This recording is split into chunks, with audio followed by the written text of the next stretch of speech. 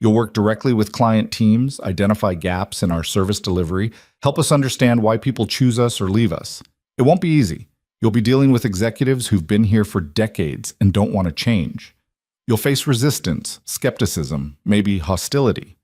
Why would I want that job? Maya asked, but she was already imagining it, having a voice, mattering, making things better for people like her who'd been invisible. Because you're angry. Ethan said it with certainty. You've been filtered out, rejected, dismissed as not good enough. And anger, directed properly, is one of the most powerful motivators there is. You could help make sure the next person in your situation doesn't face the same barriers. You could change the machine from the inside. Maya felt tears prickling at her eyes and forced them back. You don't know me. We talked for an hour in a stuck elevator. That's not enough to trust someone with this kind of responsibility. You're right, it's not. Ethan pulled out a business card, wrote something on the back, and slid it across the table. So here's what I'm proposing. Trial period, 30 days. You work with my executive team, sit in on client meetings, observe how we operate. If at the end of 30 days you think this company is worth saving, that we can actually change things, you stay on permanently. If not, I'll write you a recommendation letter that will get you hired anywhere else you want to go. And if I fail, Maya picked up the card, seeing his direct number written on the back in sharp, precise handwriting. If I'm not good enough after all, then we'll both have learned something important. He stood, extending his hand. But I don't think you're going to fail. I think you're going to be exactly what this company needs, even if they don't know it yet. Maya looked at his outstretched hand, at the opportunity he was offering, at the impossible turn her morning had taken. Every rational instinct told her to be suspicious, to question why a billionaire CEO would upend his schedule and create a position for a woman he'd met in an elevator. But beneath the suspicion was something else. Hope. Fragile and terrifying, but real. She took his hand. 30 days. 30 days, he agreed. Then unexpectedly he smiled. Not the corporate smile she'd seen in business magazines, but something genuine. Welcome to Coal Industries, Maya Santos, for real this time. The handshake lasted a moment too long, both of them aware they were committing to something bigger than an employment agreement. This was a mutual leap of faith, him trusting her to help fix what he'd broken, her trusting him to actually let her try. When they finally released hands, Maya felt the weight of reality crashing back. When do I start? Today. Ethan was already moving toward the door. I'll have HR draw up the paperwork. In the meantime, you're shadowing me. Shadowing you? Maya followed him into the hallway, struggling to keep up with his suddenly quick pace. What does that mean? It means you're going to see exactly how this company operates, starting from the top. Board meetings, client calls, department reviews, all of it. You wanted to see the face behind the machine? You're about to see everything. They reached the elevator bank. Different elevators this time, not the one that had trapped them. Maya noticed Ethan hesitate before pressing the call button, a flicker of something crossing his face. Fear? Doubt? It's safe, she said quietly. Lightning doesn't strike twice. Let's hope not. He pressed the button. We're going to 43. The executive floor, where decisions were made, where power concentrated, where someone like Maya Santos had no business being. The elevator arrived. A different car, newer, gleaming. They stepped inside together, and this time when the doors closed and the car began to rise, there was no shudder, no malfunction, just smooth, efficient ascent. Maya watched the numbers climb, 8, 9, 10, and felt her stomach twist with anxiety. Mr. Cole? Ethan. He was checking his phone, scrolling through what looked like hundreds of unread messages. If we're going to work together, you should call me Ethan. Ethan. The name felt strange in her mouth, too familiar. I need to ask you something, and I need you to be honest. He looked up from his phone. Okay. Is this real? Or is this you feeling guilty about your automated system and making a grand gesture that you'll regret by tomorrow morning? She forced herself to hold his gaze. Because I can't afford to quit my current job based on a promise that might evaporate. I have too much riding on this. The elevator passed 20, 30, still climbing. Ethan put his phone away, giving her his full attention.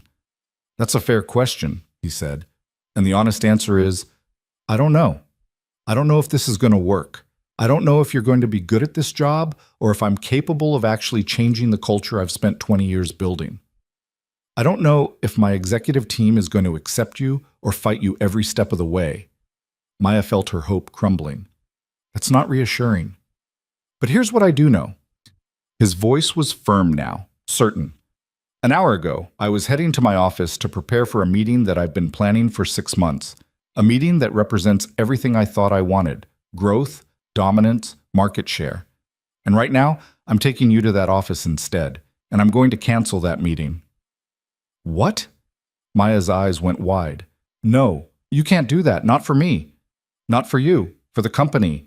For my daughter. For myself. The elevator slowed as it approached 43. I'm canceling it because if I walk into that conference room and spend the next 4 hours talking about synergies and revenue projections and market positioning, I'm going to lose whatever clarity I gained from our conversation. I'm going to default back to the easy thing, being the CEO who maximizes shareholder value, instead of the hard thing, which is being the leader who builds something that actually matters. The doors opened onto a floor that was everything Maya expected. Expensive art on the walls, thick carpeting that swallowed sound, glass-walled offices with views that stretched to the horizon. A few people were visible, moving with purposeful efficiency, all of them looking like they belonged in a world that Maya had only ever observed from the outside. Come on. Ethan stepped out, and Maya followed, feeling every eye turn toward them as they walked down the hallway. She could hear the whispers starting, see the confused glances. Who was this woman in her wrinkled blouse and scuffed shoes walking beside Ethan Cole like she had every right to be there? Nobody.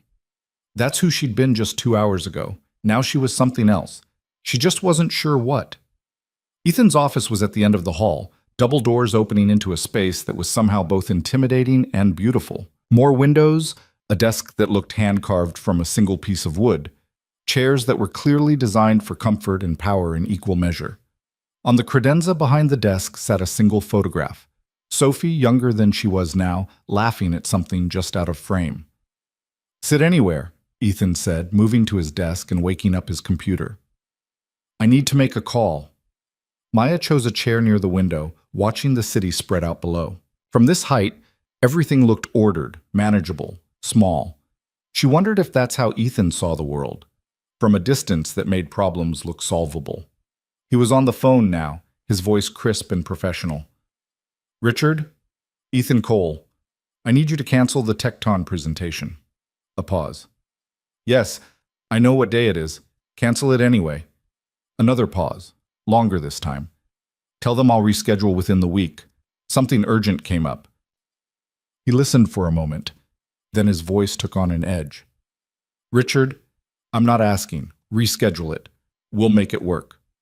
He ended the call and immediately made another one. Miranda, I need you to clear my calendar for the rest of the day. Everything. Move what you can, cancel what you can't. He glanced at Maya. And send someone from HR up immediately with new employee paperwork. Full benefits package, position title to be determined, salary $65,000 annual. A pause. Yes, I'm sure. Just do it. Maya watched him work, seeing the machinery of power in action. One phone call, and meetings that had been scheduled for months vanished. One instruction, and HR would scramble to create paperwork for a position that didn't exist. This was what it looked like to control the world, or at least this corner of it. Ethan ended the call and sat back, looking suddenly exhausted. Done. You really canceled it, Maya said. The biggest meeting of your career. No, I postponed it. He rubbed his eyes, a gesture that made him look more human than she'd seen since the elevator. There's a difference. The deal will still happen, just on a different timeline. But right now, this matters more. Why? Maya leaned forward. I still don't understand why you're doing this. And don't tell me it's about fixing the company culture because you could hire a consultant for that. You could implement new policies, change the algorithm, do 1,000 different things that don't involve gambling on someone you barely know. Ethan was quiet for a long moment, his gaze distant. When he finally spoke, his voice was softer than she'd heard it. My father was a factory worker, spent 30 years on the same assembly line, came home every night with his hands cramped and his back aching. When I was 16, the company downsized. Let him go 3 years before retirement, before his pension vested. They gave him 2 weeks severance and a handshake from a manager who couldn't look him in the eye. He stood, moving to the window, his reflection transparent against the bright sky. I watched him spend the next 2 years sending out applications, going to interviews, being told he was overqualified or underqualified or just too old. I watched him shrink, bit by bit, until the man who taught me to tie my shoes and ride a bike was just this ghost shuffling around our apartment. Maya felt her chest tighten, understanding dawning. He died of a heart attack 2 months before I graduated high school. The doctor said it was genetic, just bad luck. But I knew better. The company killed him. Not directly, but they took away his purpose, his dignity, his sense of worth. And he couldn't survive without those things. Ethan turned to face her. I built Cole Industries to be different, to be better, to be the kind of company that valued people, that treated them like they mattered. But somewhere along the way, I became exactly what I hated. I became the manager who can't look people in the eye when I'm filtering them out of the system. I became the company that lets go of people like your applications without a second thought. He walked back to his desk, picking up Sophie's photograph. And this morning, when you described my company as a machine without a face, I heard my father's voice. I heard all the things he never said about what it felt like to be disposable. And I realized I was doing to thousands of people what that factory did to him. Maya understood now. This wasn't about her. It was about his father, about guilt and grief and the attempt to retroactively fix something that couldn't be fixed. I can't be your redemption, she said gently. I can't erase what happened to your father. I know that. Ethan set the photograph down. But maybe you can help me build something that wouldn't have thrown him away. Something that sees people like him, like you, as assets instead of liabilities. That's worth more than any merger.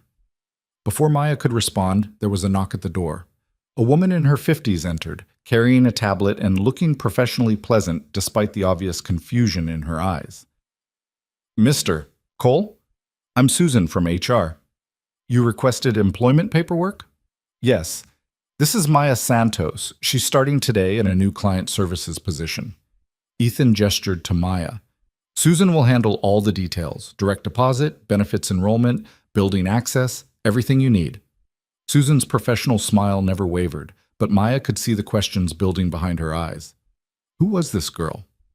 Why was the CEO personally onboarding her? What was really happening here? Of course. Susan turned to Maya. If you'll come with me, we can get started on the paperwork. It should only take about an hour. Maya stood, looking at Ethan uncertainly. And after that? After that, you come back here. We have work to do. He was already turning to his computer, pulling up files, shifting into the mode she recognized from the elevator, focused, intense, in control. Maya followed Susan out of the office, down the hallway, into an elevator that descended to the HR floor. Susan made pleasant small talk about the weather, the building, the benefits package, but Maya barely heard her. Her mind was still in that office, still processing everything that had happened. An hour ago, she'd been nobody. Now she was somebody. Or at least, she was becoming somebody. The question was whether she could survive the transformation. The paperwork took 93 minutes, not 1 hour like Susan had promised. Maya signed forms she barely read, nodded through explanations of benefits packages and retirement contributions that felt surreal, given that 24 hours ago she'd been wondering if she could afford her brother's textbooks. Her hands cramped from writing her signature over and over, each one feeling like a commitment she wasn't sure she could keep. When it was finally done, Susan handed her a temporary ID badge with her photo, taken hastily in the HR office, Maya's hair still disheveled, her expression caught somewhere between disbelief and terror, and a manila folder containing copies of everything she'd signed. Your permanent badge will be ready tomorrow, Susan said, her professional warmth never quite reaching her eyes. Mr. Cole's assistant will coordinate your workspace assignment and technology setup. Do you have any questions? Maya had about 1,000 questions, but none that Susan could answer. So she just shook her head and made her way back to the elevator, clutching her new employee folder like it might disappear if she loosened her grip. The 43rd floor felt different now. She had a right to be here, at least on paper. The ID badge clipped to her blouse said so. But the looks she got from passing executives suggested they hadn't received that memo. She was still an intruder, still visibly wrong in her worn clothes and scuffed shoes. Ethan's office door was closed. Maya stood outside it, suddenly paralyzed by uncertainty. Was she supposed to knock? Just walk in? Wait for him to call her? The rules of this new world were foreign, and she had no map to navigate them. She knocked. Soft, tentative. "Come in." Ethan was on the phone when she entered, his voice clipped and impatient. "I don't care what the board prefers, Richard. We're implementing the changes starting Monday.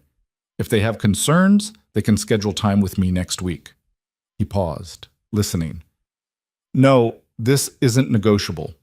Send out the memo." He ended the call without a goodbye and looked up at Maya.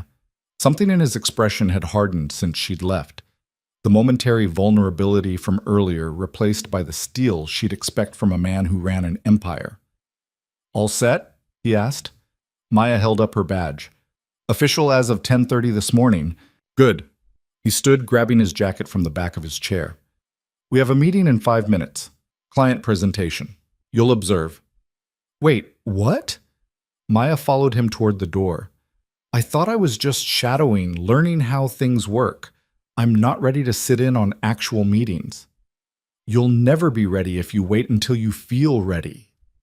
Ethan was already in the hallway, moving with the kind of purposeful stride that made people scatter. "The client is a healthcare technology company. They've been with us for 3 years, but their contract is up for renewal and they're considering switching to a competitor. Your job is to watch how we handle it." "My job is to watch?" Maya struggled to keep pace. "That's it?" "For now." He pressed the elevator button. "Later, I'll want your opinion on what we did wrong." The elevator arrived, the same one that had trapped them, Maya realized with a jolt of recognition. She hesitated before stepping inside, some primitive part of her brain screaming that lightning absolutely could strike twice.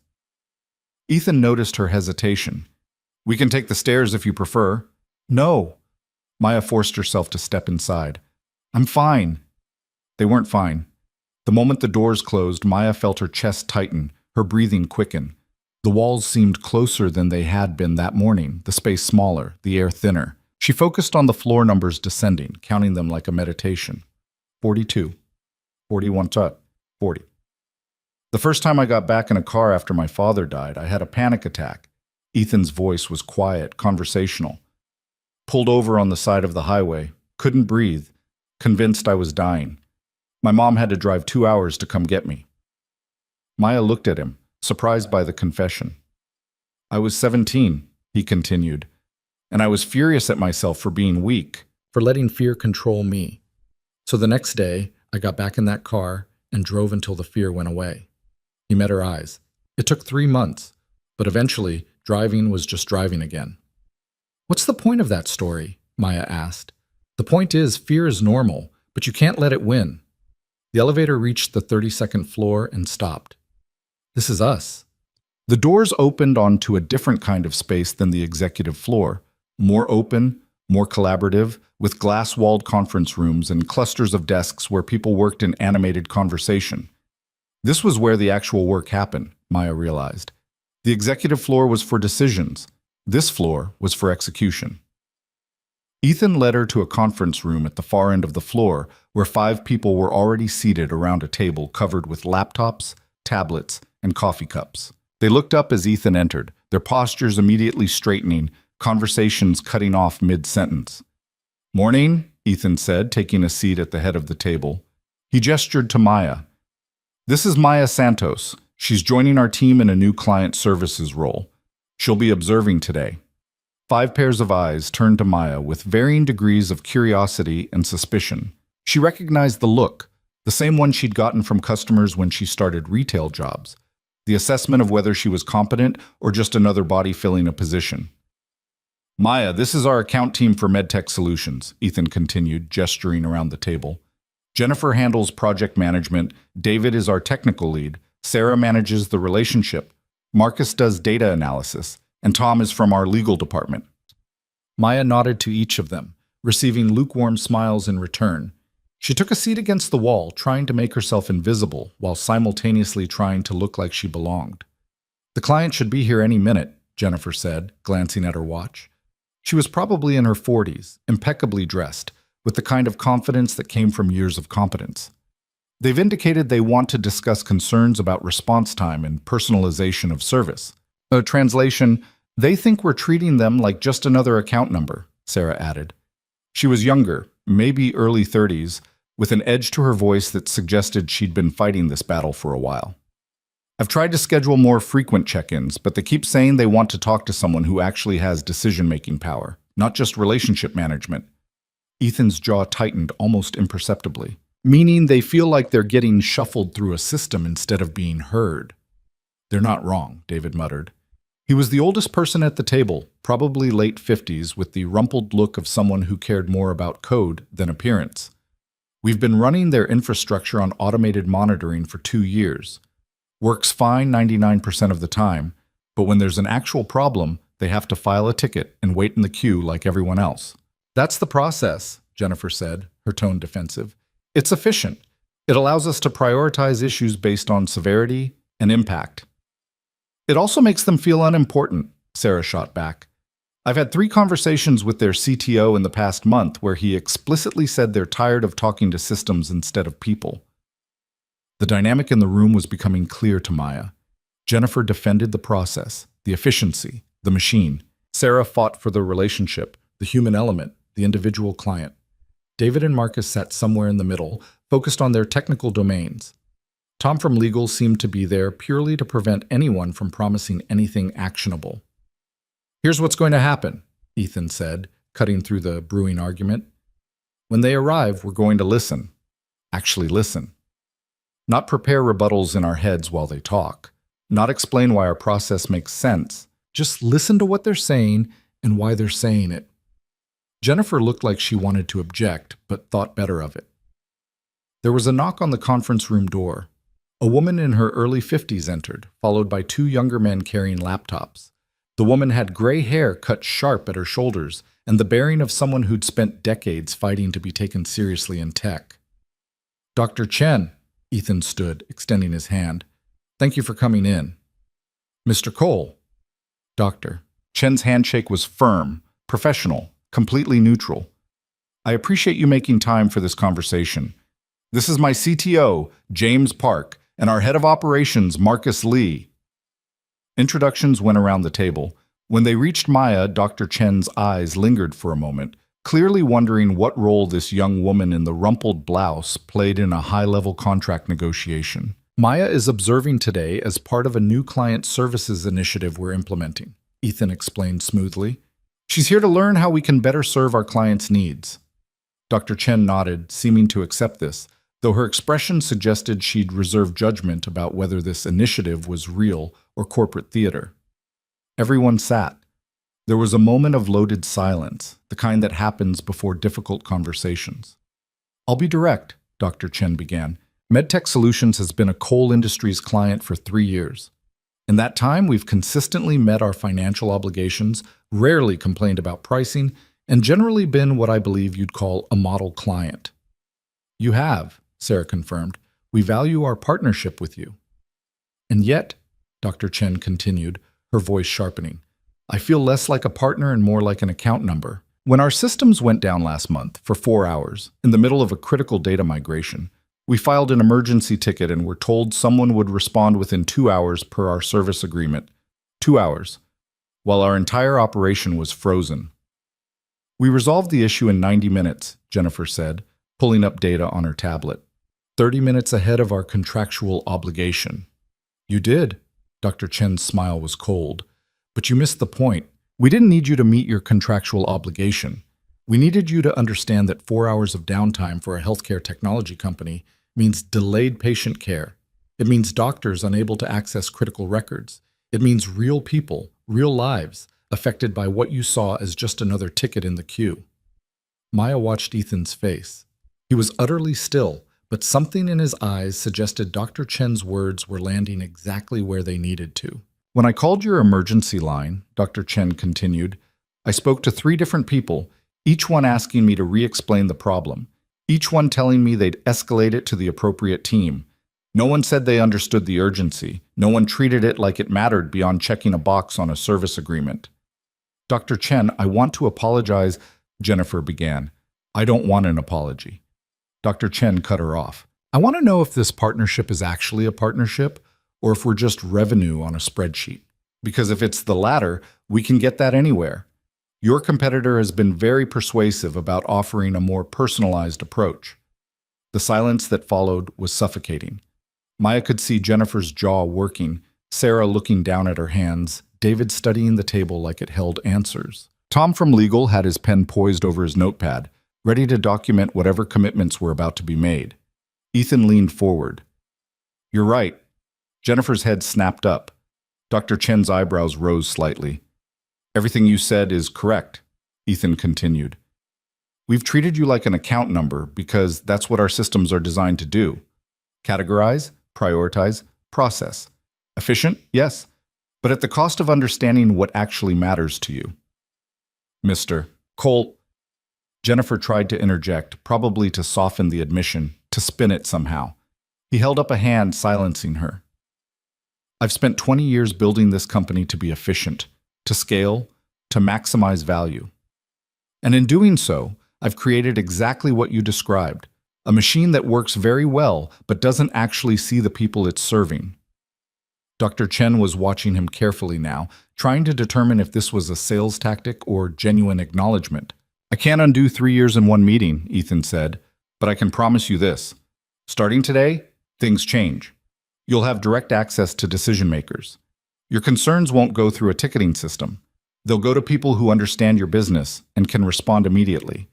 And when problems happen, we'll measure our success not by how quickly we meet our contractual obligations, but by how well we understand and address the real impact on your operations.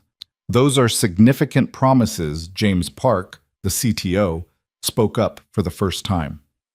How do we know they're not just words designed to keep us from walking? You don't. Ethan's honesty seemed to surprise everyone. You'll have to trust that I understand what's at stake here. And if we fail to deliver, you should absolutely walk. No company deserves client loyalty if they can't earn it. Dr. Chen studied him for a long moment. What changed? 3 years of relationship management, and suddenly today you're in this meeting personally, making promises about restructuring how you serve us. Why now? Maya felt eyes shift to her for just a second before moving back to Ethan. She understood the implication. The timing of her arrival and this sudden shift in approach wasn't lost on anyone. I had a conversation this morning that made me realize my company had lost its way, Ethan said. Not financially. We're doing well by those metrics. But in terms of actually mattering to the people we serve, we've been failing. Your frustration is proof of that. And this new client services initiative? Dr. Chen nodded toward Maya. Is that part of this revelation? It is. Ethan glanced at Maya, and she felt exposed under the scrutiny of everyone in the room. We're implementing a new approach, one that prioritizes understanding client needs over processing client requests. It's going to take time to build, but the foundation starts today. Dr. Chen considered this, then turned to Maya directly. What's your background? What qualifies you to reshape client services at a company this size? The question hung in the air like a trap. Maya could feel Jennifer's smug anticipation, Sarah's sympathetic worry, Ethan's careful neutrality. They all wanted to know what she'd say, how she'd handle being put on the spot. Maya thought about lying, about inflating her retail experience into something that sounded more impressive. But Ethan had asked for truth, and if she couldn't be honest now, she had no business being in this room. I don't have a background in corporate client services, she said clearly. Until this morning, I was working retail and barely making rent. I have no business degree, no management training, no credentials that would normally qualify me for this position. She saw Dr. Chen's expression harden, saw Jennifer's barely suppressed satisfaction. What I do have, Maya continued, is 3 years of experience being on the other side of systems like the ones you're describing. I know what it feels like to be a ticket in a queue, to be filtered out by algorithms, to have your actual needs ignored because they don't fit neatly into predefined categories. She met Dr. Chen's eyes. Your frustration about being treated like an account number instead of a partner? I understand that frustration intimately, because I've spent years being treated like I'm replaceable when I know I'm not. The room was absolutely silent. Dr. Chen's expression was unreadable. So no, Maya said, I can't tell you I'm qualified by traditional standards, but I can tell you that if this company is serious about changing how it sees its clients, having someone who remembers what it's like to be invisible might actually be valuable." For a long moment, no one spoke. Then Dr. Chen did something unexpected. She smiled, not the cold professional smile from earlier, but something genuine. "I like her," she said to Ethan. "She's honest. That's rare." The tension in the room shifted, though it didn't disappear entirely. James and Marcus were still skeptical. Jennifer was clearly unhappy, but Sarah looked almost relieved. "Can we discuss specifics?" Dr. Chen pulled out a folder. "Because if we're rebuilding this partnership, I have some thoughts about what that needs to look like." The meeting lasted another 90 minutes. Maya watched as Dr. Chen systematically dismantled 3 years of relationship management, pointing out every instance where process had trumped understanding, where efficiency had cost them trust. Sarah took notes furiously, occasionally interjecting with suggestions. David offered technical solutions that Dr. Chen's team either accepted or refined. Jennifer grew increasingly quiet as her carefully constructed systems were revealed to be inadequate. Ethan listened more than he spoke, occasionally asking clarifying questions, but mostly letting Dr. Chen define what she needed. Maya noticed how different this was from what she'd expected. Instead of defending or selling, he was simply absorbing information, acknowledging failures, committing to changes. By the end, they had the framework of a new service agreement, direct access to a dedicated team, quarterly business reviews with actual decision makers, immediate escalation protocols for critical issues. All the things that should have existed from the beginning but had been optimized away in favor of efficiency. "We'll draft formal amendments to the contract and send them by end of week," Tom from legal said, finally earning his presence in the room. "Is there anything else you need from us today?" Dr. Chen stood, gathering her materials. "Just this. Follow through. Don't let this conversation be the high point of our relationship. Make the changes you promised, and prove that today wasn't just good theater to keep us from leaving."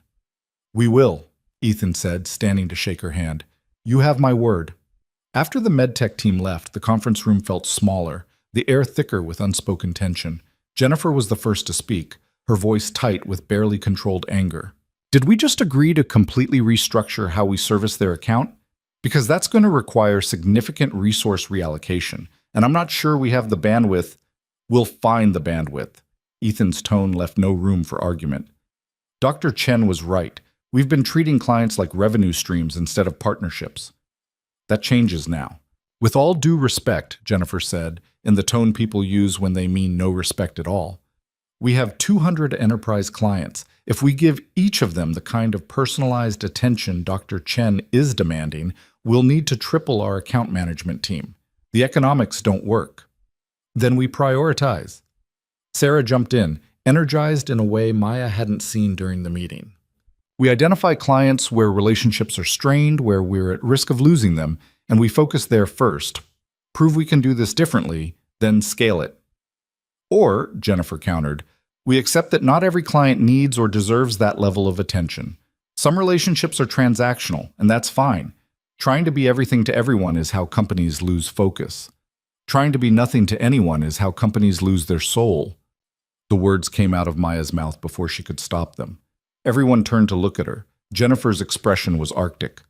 "I'm sorry," Maya said, though she wasn't. "I shouldn't have—" "No," Ethan interrupted. "Say what you were going to say." Maya took a breath, feeling the weight of 5 sets of eyes on her. "You're both right. You can't give every client the same level of personalized attention, and not every relationship needs it. But the problem isn't just about resource allocation. It's about the message you're sending." "What message?" Jennifer's voice was sharp with challenge. "That clients matter until it's inconvenient for them to matter." Maya stood, surprising herself with the boldness. Dr. Chen didn't just want better service. She wanted to know if anyone here actually cared about her company's mission, about the patients affected when systems go down, about the real-world impact of your efficiency. She moved to the whiteboard on the conference room wall, grabbing a marker. "You're thinking about this as a resource problem. How many account managers per client, how many hours of attention, how to scale personalization. But what if the problem isn't resources? What if it's that your systems don't allow for the kind of flexibility that makes clients feel seen? Maya started drawing on the board, rough boxes and arrows, the kind of diagram someone with no formal training would make. Right now, you have clients here. She drew a box. And you have your ticketing system here. Another box. And when something goes wrong, the client has to interact with the system, which categorizes and routes their problem. The system is the mediator. The system decides what's urgent, what matters, how quickly to respond. She drew more arrows. But what if instead of clients interfacing with systems, they interfaced with people who had the authority to access whatever systems were needed? What if the question wasn't, what does our process say about this problem, but what does this specific client need right now? David leaned forward, studying her diagram. You're describing relationship-based service delivery instead of process-based. That's what account management is supposed to be. But it's not what it actually is, Maya said, because your account managers, no offense, Sarah, don't have real authority. They can't make decisions.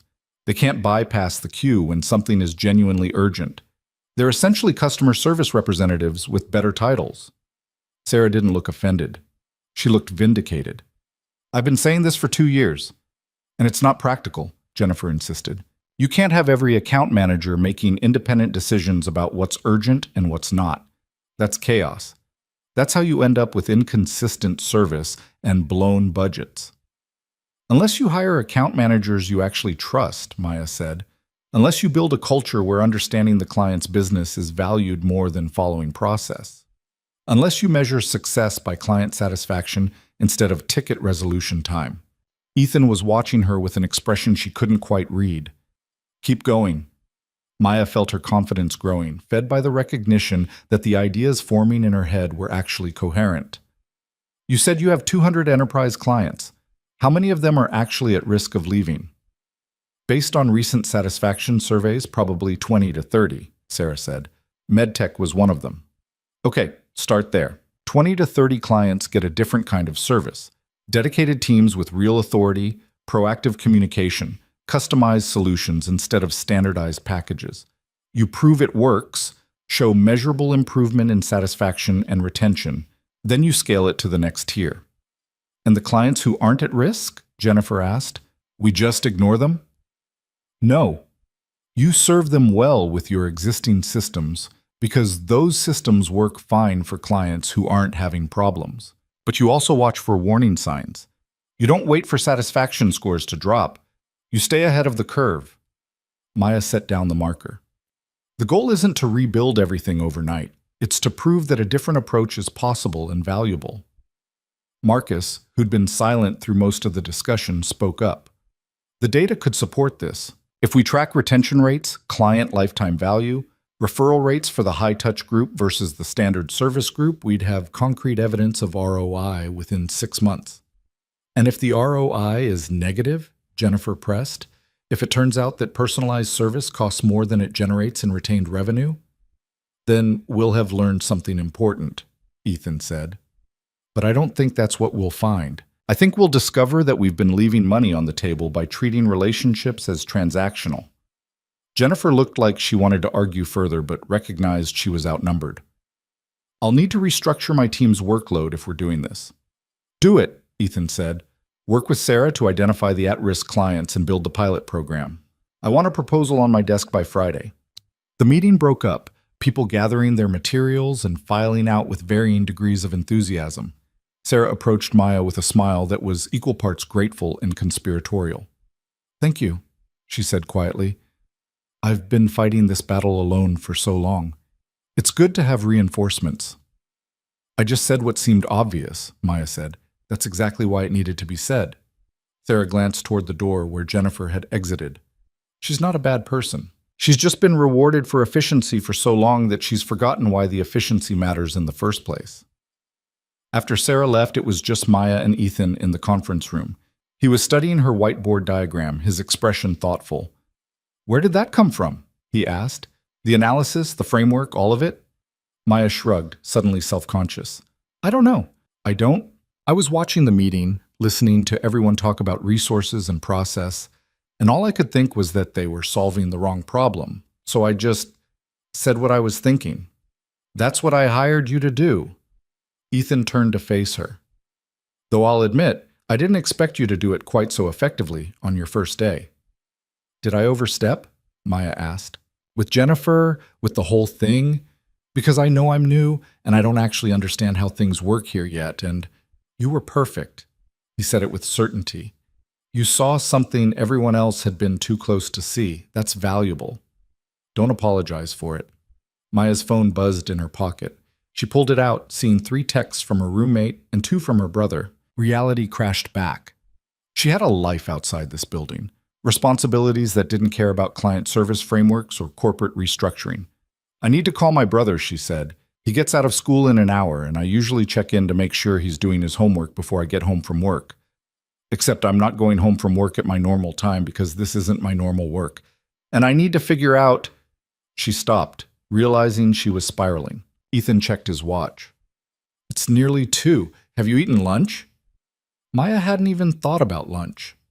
No. Neither have I. There's a cafe on the ground floor. We can get food, you can call your brother, and we can debrief the meeting. He was already heading for the door. Come on. The cafe was surprisingly normal. Less corporate cafeteria, more actual restaurant, with natural light and the smell of real food instead of industrial warming trays. They got sandwiches and coffee and found a table near the window, away from the clusters of employees on their lunch breaks. Maya called her brother first, stepping away from the table to talk to him. Miguel answered on the second ring, his voice carrying that particular 14-year-old mix of annoyance and affection. You're late checking in, he said instead of hello. I know, I'm sorry. Something came up with work. She paused. Actually, I got a new job. Today. It's complicated. A good complicated or a bad complicated? Miguel knew her well enough to hear the uncertainty in her voice. I don't know yet. Maya watched through the window as Ethan sat at their table, checking his phone, looking like any other person having lunch instead of a billionaire CEO who'd upended his day for her. But it pays more. A lot more. Which means things are going to get easier. Does this mean I can get new shoes? Miguel's excitement was immediate and heartbreaking. His current shoes were too small, had been for months, but they'd been stretching the budget with other necessities. Yes, Maya said, feeling tears prick her eyes. New shoes, new anything you need. They talked for a few more minutes, Miguel updating her on his science project, asking if she'd remember to buy milk on the way home, being a normal teenager with normal concerns. When they hung up, Maya felt the distance between her old life and this new one stretching wider. She returned to the table where Ethan had already started eating his sandwich. He looked up as she sat. Everything okay? Fine. He just needed to know I didn't forget he existed. Maya picked at her own sandwich. This is weird. What is? This. All of it. She gestured around the cafe, at the building, at the impossible situation she'd found herself in. This morning, I was worried about being late to an interview for an entry-level job I probably wouldn't get. Now I'm having lunch with you and apparently redesigning client service delivery for a company I don't even understand yet. And that feels wrong? Ethan asked.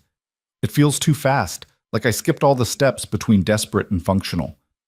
Maya finally took a bite of her sandwich, realized she was starving, and forced herself to slow down. In my experience, nothing good happens this quickly. Usually fast changes are bad changes, crisis changes. Is that what your life has taught you? Maya considered the question. Every major change in my life has been forced by catastrophe. My parents dying, dropping out of school, losing jobs, moving to cheaper apartments. It's always been reaction, never choice. So when something good happens this fast, I don't trust it. Ethan was quiet for a moment, his coffee cup held between both hands. My father used to say that opportunity looks different when you're not expecting it. That most people miss their chances because they're waiting for them to look like what they imagined. You think this is my chance? Maya asked. I think this is both of our chances, Ethan said. Mine to fix what I've broken. Yours to prove that the systems that filtered you out were wrong. He set down his coffee. But only if you want it. If this feels wrong, if you'd rather take the administrative assistant job you originally applied for, I'll understand. No judgment. Maya thought about it, really thought about it. The safe choice was the original job. predictable, modest, achievable. This new position was none of those things. It was risky and uncertain and probably destined to fail in spectacular fashion when everyone realized she had no idea what she was doing. But it was also the first time in 3 years that someone had looked at her and seen potential instead of limitations. "I want it," she said, "even though it terrifies me. Maybe because it terrifies me." Ethan smiled, genuine, warm, so different from his corporate face. "Good, because I have about 40 more meetings this week, where you'll get to be terrified in front of important people." "That's your idea of encouragement?" "That's my idea of honesty."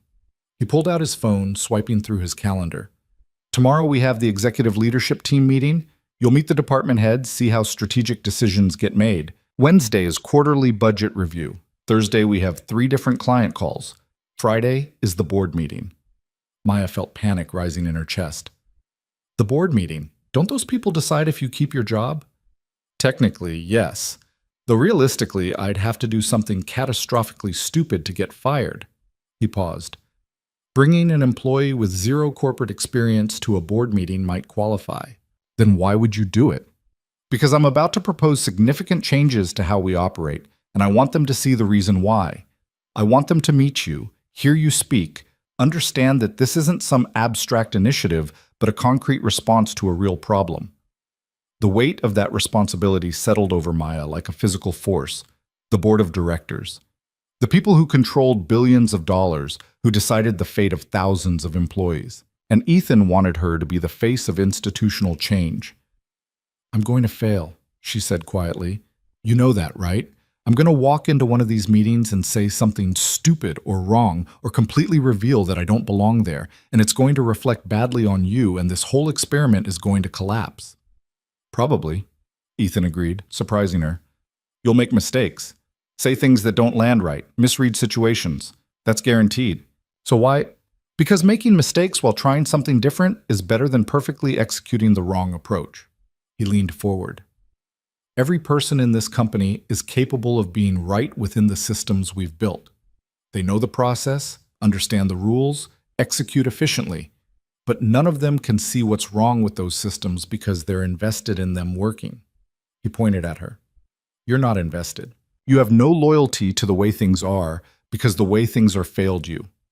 That outside perspective, even when it's messy and uncertain, is more valuable than perfect execution of a flawed system." Maya wanted to believe him, wanted to trust that her inexperience was an asset rather than a liability, but years of rejection had taught her to be skeptical of reassurance. "What if I'm not special?" she asked. "What if I'm just ordinary and this morning in the elevator you projected something onto me that isn't actually there?" Ethan finished his sandwich, took a long drink of coffee, and seemed to be choosing his words carefully. When Sophie was 5, she brought home a drawing from school, just crayon scribbles, the kind of thing every kid makes. My ex-wife smiled and put it on the fridge and forgot about it. But I looked at that drawing, really looked at it, and I saw something. He pulled out his phone, scrolled through photos, and showed Maya the screen. It was indeed a child's drawing. Rough, unrefined, but there was something about the composition, the way colors were balanced, that suggested an artistic eye. "I asked her what it was supposed to be," Ethan continued. "She said it was how she felt when she was happy. Not what made her happy, but how the feeling looked. That kind of abstract thinking from a 5-year-old struck me as remarkable." He put his phone away. "So I got her art supplies, enrolled her in classes, encouraged her to keep drawing, and everyone told me I was projecting, seeing genius where there was just normal child development. But I kept encouraging her anyway, because even if I was wrong, what was the harm in telling my daughter that her perspective mattered?" "What does this have to do with me?" Maya asked. "This morning you looked at my company and saw through all the polish to the emptiness underneath. You articulated problems that my entire executive team has been dancing around for years. You walked into a client meeting and immediately grasped dynamics that took other people months to understand." Ethan met her eyes. "Maybe I'm projecting. Maybe you're just ordinary, and I'm seeing something that isn't there. But even if I am, what's the harm in giving you the chance to prove yourself?" Maya didn't have an answer to that. The harm, of course, was in the hope, in believing she could be more than she'd been told she was, only to discover the limitations were real, after all. But maybe that was a risk worth taking. They finished lunch in more comfortable silence, the kind that happens between people who've shared something significant, even if they can't quite name what it is. When they stood to leave, Ethan's phone rang. He glanced at the screen and his expression shifted, softening in a way Maya had only seen once before. "I need to take this," he said. "It's Sophie's school." He answered, and Maya watched his face cycle through concern, frustration, and resignation in the space of 30 seconds. "I understand," he said into the phone. "Yes, I can be there. 45 minutes. He ended the call and closed his eyes briefly. "Sophie got into a fight. They want me to come get her." A fight? Maya couldn't imagine the sweet 7-year-old from the photo fighting anyone. Another kid said something about her mom leaving. Sophie pushed her. Ethan was already moving toward the elevator. "I have to go. Can you find your way back to my office? Miranda, my assistant, can set you up at a desk, get you started on background reading about our clients." "Go," Maya said. "Family first." He paused, looking at her with something like gratitude. "I'll be back before end of day. We'll regroup then." Maya watched him leave, moving with the same purposeful stride, but somehow diminished by worry. For all his power and control, he was still just a father trying to figure out how to help his daughter. She made her way back to the 43rd floor, where Miranda, a woman in her 30s with the efficient warmth of someone who'd been managing executives for years, was waiting with a sympathetic smile. "Mr. Cole messaged me," Miranda said. "Family emergency. Let's get you set up." The desk Miranda led her to was in a small office near Ethan's, with a window overlooking the city and equipment that was probably worth more than everything Maya owned. There was already a computer logged in under her name, a stack of folders containing client profiles, and a notebook with her employee ID printed on the cover. "I've pulled together background on our top 20 clients," Miranda explained. "Start there. Understand their businesses, their histories with us, any recent concerns. Mr. Cole will want to discuss them when he returns." After Miranda left, Maya sat in her new chair, in her new office, staring at the stack of folders that represented her new job. She opened the first one, a manufacturing company in the Midwest, annual revenue in the hundreds of millions, coal industries client for 5 years. The file contained contracts, service reports, satisfaction surveys, correspondence. Maya started reading, making notes, trying to understand not just what services were provided, but why the client had chosen coal industries in the first place. What had they been looking for? What problems were they trying to solve? Were those problems actually solved or just managed? Hours passed. The sun shifted across the sky, throwing long shadows across her desk. Maya worked through folder after folder, building a mental map of client relationships, seeing patterns emerge. Companies stayed with coal industries because the service was reliable and the systems worked, but they didn't stay because they felt valued or understood. It was a relationship built on competence, not connection. She was deep into the 15th folder when her office door opened. Ethan stood there, looking exhausted in a way that had nothing to do with work. "How's Sophie?" Maya asked. "Suspended for 2 days. We had a long talk about appropriate responses to hurtful comments." He moved into the office, slumping into the chair across from her desk.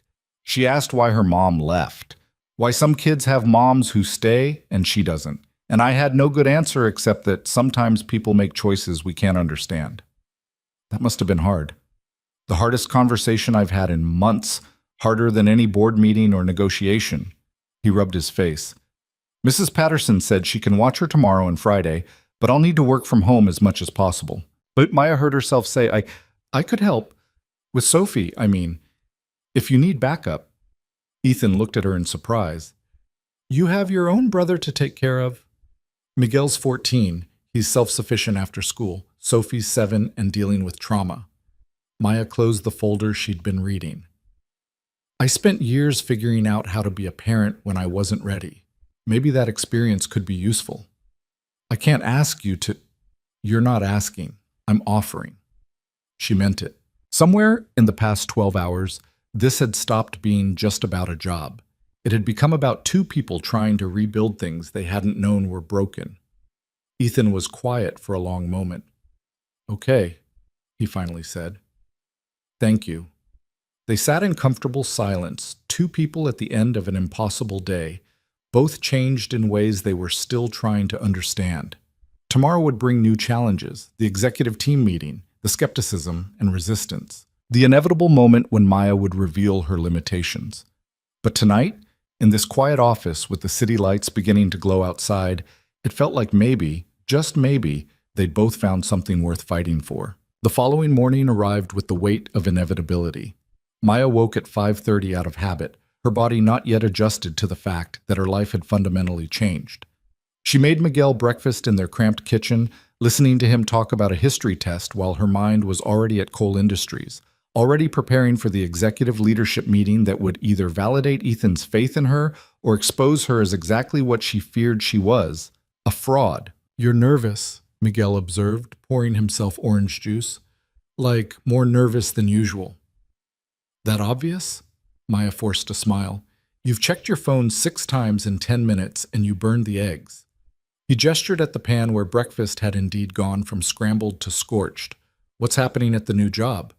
Maya scraped the ruined eggs into the trash and started over. "Big meeting, important people. I have to not mess up." "You won't."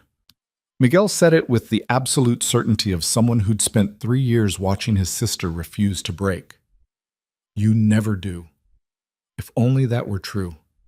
Maya thought about all the times she had messed up, lost jobs, missed opportunities, made the wrong call. The difference was, those failures had only affected her and Miguel. This one would affect Ethan, the company, everyone who'd been dragged into this experiment. She got to Cole Industries at 7:15, earlier than necessary, needing time to prepare. The building felt different in the early morning, quieter, less frenetic, populated by the kind of people who arrived before they had to because ambition wouldn't let them sleep in. Maya rode the elevator to 43, her stomach tight with anticipation, and found Miranda already at her desk despite the early hour. "Coffee's fresh," Miranda said without looking up from her computer. "Mister, Cole is already in his office. He asked that you join him when you arrived." Maya poured herself coffee she didn't want and knocked on Ethan's door. He was standing at his window, phone to his ear, but he waved her in. She caught the tail end of his conversation. "I understand the concern, Richard, but the decision is made. We're moving forward." A pause. "Then they'll have to adjust. I'll see you at 9. He ended the call and turned to Maya. He looked tired, not just physically, though there were shadows under his eyes that suggested he'd slept as poorly as she had. It was a deeper exhaustion, the kind that came from carrying too much for too long. "How's Sophie?" Maya asked. "Subdued, guilty. We watched movies until she fell asleep around 10, then she had nightmares and ended up in my bed." He moved to his desk, sorting through papers that already looked organized. "Mrs. Patterson picked her up this morning. She's not happy about the suspension, but she understands why it happened." 7-year-olds shouldn't have to understand that much about pain," Maya said quietly. "No, they shouldn't." Ethan set down the papers. "But that's the world we live in. We do the best we can with the damage we inherit." The statement hung between them. True for Sophie, true for Miguel, true for everyone trying to build something good from broken foundations. "Are you ready for this morning?" Ethan asked, shifting to business mode with visible effort. "No." Maya saw no point in lying. "I'm terrified and completely unprepared and probably going to say something that makes everyone in that room wonder why you hired me." "Good." "Good?" "If you weren't nervous, I'd be worried. Confidence without competence is dangerous." He handed her a folder. "Here's what you need to know. The executive leadership team meets every Tuesday at 9. 8 people. Heads of finance, operations, technology, legal, HR, marketing, business development, and client services. They've all been with the company for at least 5 years, most longer." Maya opened the folder to find professional headshots and brief bios. She recognized Jennifer from yesterday's meeting, VP of Client Services. With the company for 12 years, MBA from a school Maya had never heard of, but assumed was prestigious. The others were similarly credentialed, similarly established. "They're going to hate me," Maya said. "Some of them, yes." Ethan didn't sugarcoat it. "Jennifer especially. You contradicted her approach yesterday, and worse, you were right. That's not something people in her position forgive easily. So why bring me into this meeting at all? Why not give me time to actually learn something before throwing me to the wolves? Because waiting implies you need their approval. Ethan moved around his desk to stand beside her, looking at the bios over her shoulder. If I introduce you in a month after you've proven yourself, they'll accept you grudgingly. If I introduce you today when you're still raw and uncertain and make it clear that your perspective matters despite your lack of credentials, it sends a different message. What message? That I'm serious about changing how this company operates, that traditional qualifications aren't the only metric of value, that I trust you enough to give you authority before you've earned it by their standards. He paused. It's a risk, for both of us. Maya studied the faces in the folder, successful, established people who'd built careers on knowing the rules and playing them well. She was about to walk into their territory and implicitly suggest that everything they'd done might be insufficient. What do you need me to do in this meeting? She asked. Listen, observe. Speak only if you have something worth saying. Ethan moved back to his desk. I'm going to announce the Client Services Pilot Program, the initiative we discussed with MedTech yesterday. There will be resistance. Jennifer will argue it's not scalable. Finance will worry about costs. Operations will say it disrupts established workflows. Let them. Don't defend the program unless I specifically ask for your input. Then why do I need to be there? Because I want them to see your face when they're arguing against change. I want them to understand that this isn't abstract corporate strategy. It's about real people who've been failed by our systems. You're the embodiment of that failure and the potential for something better. The weight of that symbolism settled over Maya like a physical burden. She wasn't just herself anymore. She was a representation, a message, a walking challenge to everything these people had built their careers on. No pressure, she muttered. Ethan almost smiled. You'll be fine. Just remember, you've already survived worse than a conference room full of skeptical executives. At 8:55, they made their way to the executive conference room, larger than the one from yesterday, with a table that could seat 20 and windows offering a view that probably cost extra in the building lease. 6 people were already seated, engaged in the kind of pre-meeting small talk that served no purpose except filling silence. They looked up as Ethan entered, their expressions shifting to professional attention. Jennifer was there, her posture perfect, her smile not quite reaching her eyes when she saw Maya following Ethan. The others, faces from the folder, names Maya had tried to memorize, registered Maya's presence with varying degrees of curiosity and confusion. Morning, everyone. Ethan took his seat at the head of the table. Before we begin, I want to introduce Maya Santos. She's joining our team in a new client services capacity. Maya will be attending leadership meetings going forward as part of her onboarding and to provide input on the initiatives we'll be discussing. Maya took the empty seat beside Ethan, acutely aware of the scrutiny. She could feel the questions in the room. Who was she? Why was she here? What possible value could someone so obviously junior bring to an executive meeting? Maya, welcome. The man across from her extended his hand. Robert Chen, CFO, according to the folder, early 50s with the precise manner of someone who dealt in numbers and certainties. What's your background? The question was polite on the surface, but Maya heard the real inquiry. What makes you qualified to be here? I started yesterday, Maya said, shaking his hand. Before that, I was in retail. Before that, I was a college dropout taking care of my younger brother. I have no corporate experience and no credentials that would traditionally qualify me for this position. The silence that followed was profound. Robert's eyebrows rose. Jennifer's expression flickered with something that might have been vindication or pity. The others exchanged glances that ranged from bemused to concerned. That's honest, said a woman at the far end of the table, Patricia Liu, VP of HR, who probably had very strong opinions about hiring practices that bypassed every standard protocol. Honesty is part of why she's here, Ethan said calmly. Maya has a perspective that none of us in this room can offer. She's been on the receiving end of our systems. She's applied to this company multiple times and been rejected by our automated screening. She understands what it's like to be invisible to the processes we've built. And that qualifies her to influence company strategy? This from David Park, head of operations, his skepticism unconcealed. I mean, no disrespect, but We're talking about decisions that affect thousands of employees and hundreds of millions in revenue. Perspective is valuable, but so is expertise. Agreed, Ethan said. Which is why we're all here. Maya isn't replacing anyone or overriding anyone's expertise. She's adding a dimension we've been missing. Jennifer leaned forward. Ethan, can we speak candidly? Always. This feels reactive. Yesterday's meeting with MedTech clearly shook you, and now suddenly we're restructuring client services and bringing in someone with zero experience to influence that restructuring. Her tone was measured, professional, but Maya could hear the steel underneath. I'm concerned we're making emotional decisions rather than strategic ones.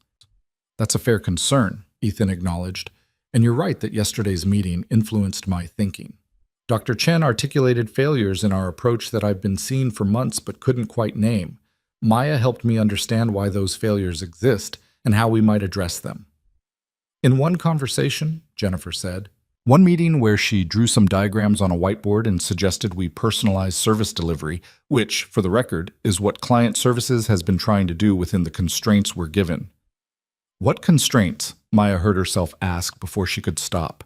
Jennifer turned to her, and Maya saw the full force of 12 years of corporate experience in that gaze. Budget constraints, bandwidth constraints, the reality that we have 200 enterprise clients and finite resources. We can't give everyone white-glove treatment. I'm not suggesting you do, Maya said, her voice steadier than she felt. I'm suggesting that your current approach treats all clients the same, with efficient, scalable systems that work well for companies who don't need much attention. But for clients who are struggling or considering leaving, those same systems make them feel abandoned. Ooh, we have account managers for that, Jennifer countered. Sarah and her team are supposed to handle relationship management. But they don't have authority, Maya pressed. They can't bypass queues or make exceptions or actually solve problems in real time. They're just better-dressed versions of customer service representatives. And clients can tell the difference between someone who can help them and someone who's just documenting their complaints for someone else to handle. The room had gone very quiet. Maya realized she'd just criticized the entire client services structure in front of its architect. She waited for Jennifer to eviscerate her, to point out that a woman who'd been employed for less than 24 hours had no business critiquing systems she didn't understand. Instead, it was Sarah who spoke. Sarah, who'd been in yesterday's meeting, who'd sat in on this entire conversation with an expression that kept shifting between hope and resignation. She's right. Sarah's voice was quiet but firm. I've been trying to advocate for clients for 2 years, and every time I push for an exception or special treatment, I'm told it doesn't scale. That we need to follow process, that consistency matters more than individual relationships. Because it does, David from operations interjected. You can't run a company this size on exceptions. You need standardized procedures, reliable systems, predictable outcomes. Except our outcomes aren't predictable anymore, Robert, the CFO, said, pulling up something on his tablet. Client retention has dropped 3% over the past 18 months. That might not sound like much, but it represents approximately $15 million in annual recurring revenue that we've lost to competitors. Jennifer's jaw tightened. Client retention is affected by multiple factors: pricing, product quality, market conditions. You can't attribute it solely to service delivery. No, but I can show you exit interview data. Robert swiped through screens. 72% of clients who left in the past year cited impersonal service or lack of responsiveness as contributing factors. Only 18% mentioned price. The number hit like a physical blow. Maya saw it register across the faces in the room, the recognition that something was fundamentally broken, even if no one wanted to admit it. So what are you proposing? Patricia from HR asked, directing the question at Ethan. Complete overhaul of client services? Because that would require significant hiring, training, restructuring. We're talking months of disruption. Not complete overhaul, a pilot program. Ethan pulled up a presentation on the screen at the front of the room.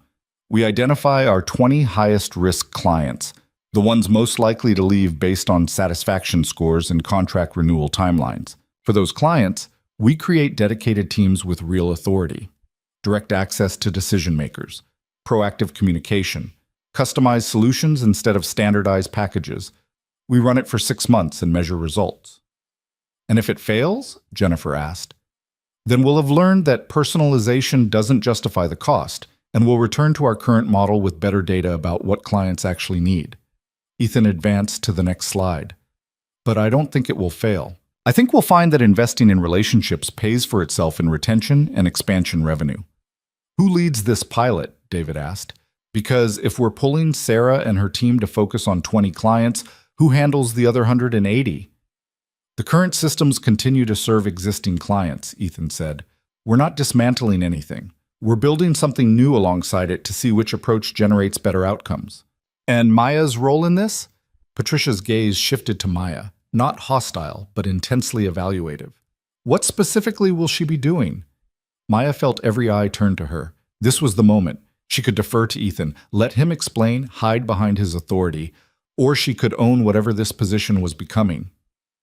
I'll be working with the dedicated teams, Maya said, forcing her voice to stay level. Sitting in on client meetings, understanding their businesses and challenges, identifying gaps between what we're providing and what they actually need. Then translating that back to internal teams so we can adapt our approach. That's relationship management, Jennifer said. That's Sarah's job. It's different from relationship management, Sarah interjected, and Maya felt a flash of gratitude for the support. Relationship managers maintain connections. What Maya's describing is more like organizational translation, understanding the client's world well enough to help our company speak their language. That's a very generous interpretation of a position we just invented yesterday, Jennifer said, her frustration finally breaking through her professional veneer. Ethan, I need to be direct. This feels like you're undermining my department based on one bad client meeting and the influence of someone who's been here for a day. The accusation hung in the air, sharp and dangerous. Maya saw Ethan's expression harden, saw him preparing to defend his decision, and knew that if he overrode Jennifer's concerns through sheer authority, it would only deepen the resentment. You're right, Maya said, surprising herself and apparently everyone else in the room. This is reactive.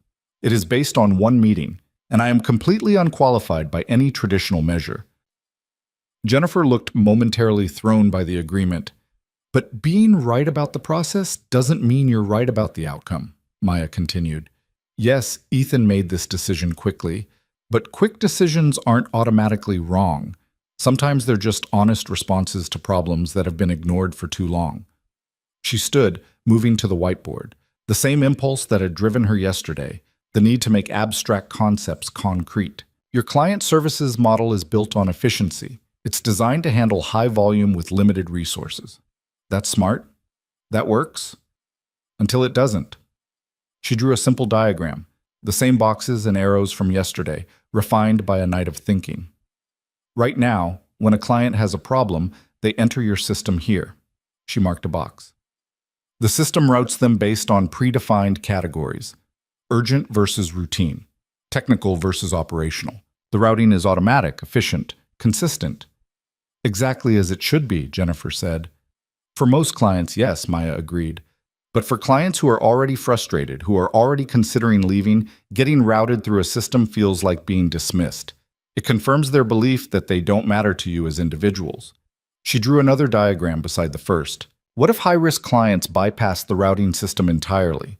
What if they had a direct contact, a real person with decision-making authority, who could assess their needs immediately and mobilize whatever resources were required? Not because it's more efficient, but because it sends a message. You matter enough for us to treat you differently. That's favoritism, David said. Other clients will notice and demand the same treatment. Good, Maya said. Let them demand it. Then you have a conversation about what level of service justifies what level of investment. Maybe some clients are willing to pay more for premium support. Maybe others are fine with standard service because it meets their needs. But right now, you're not even offering the choice. Robert was making notes on his tablet, his expression thoughtful. There's a business model here, tiered service levels with corresponding pricing. We could potentially increase revenue while improving satisfaction. We'd need to model the costs, Patricia said. Additional headcount, training, tools. But theoretically, if we could charge a premium for high-touch service. Maya watched the conversation shift, saw the executives beginning to engage with the idea rather than resist it. She caught Ethan's eye and saw something that might have been approval. I want to see projections by Friday, Ethan said. Robert, work with Jennifer to model costs and potential revenue for different service tier scenarios. Patricia, outline what hiring and training would look like. David, identify operational dependencies and constraints. Everyone clear? Heads nodded around the table. The resistance hadn't vanished. Jennifer's expression was still guarded. David still looked skeptical. But the outright hostility had softened into professional engagement. The meeting continued for another 90 minutes, covering budget reviews, technology updates, market analysis. Maya listened more than she spoke, gradually understanding the rhythms of executive decision-making. It wasn't that different from retail management meetings, she realized. The same tensions between idealism and pragmatism, the same need to balance competing priorities, the same personalities clashing over territory and credit. When the meeting finally ended, people filed out with the kind of relieved exhaustion that comes from surviving difficult conversations. Jennifer paused at the door, looking back at Maya with an expression that was impossible to read. That was well done, she said quietly. I still think this whole initiative is risky and potentially misguided, but you handled yourself better than I expected. It wasn't quite approval, but it wasn't condemnation either. Maya accepted it with a nod, understanding that in corporate politics, qualified acknowledgement was sometimes the best you could hope for. After everyone left, Ethan closed the door and leaned against it, looking drained. That went better than I anticipated. Really? Because I thought Jennifer was going to stab me with her pen about halfway through. Jennifer is protective of her domain, but she's also smart enough to recognize a good idea, even when it challenges her approach. He moved to the window, that familiar gesture of seeking distance to think. You did well. The way you acknowledged her concerns before countering them, that was strategic. That was survival instinct, Maya corrected. I grew up learning how to disagree with people without making them hate me. Useful skill when you're constantly dealing with landlords, social workers, school administrators. Well, it translates surprisingly well to corporate leadership. Ethan checked his phone, frowned at whatever he saw. I need to make some calls. Can you work with Sarah this afternoon? Start identifying which clients should be part of the pilot program? Sure. Maya gathered her notes. Ethan? He looked up. Thank you for defending this, for not throwing me under the bus when Jennifer challenged the decision. I didn't defend it because of you, he said. I defended it because it's right.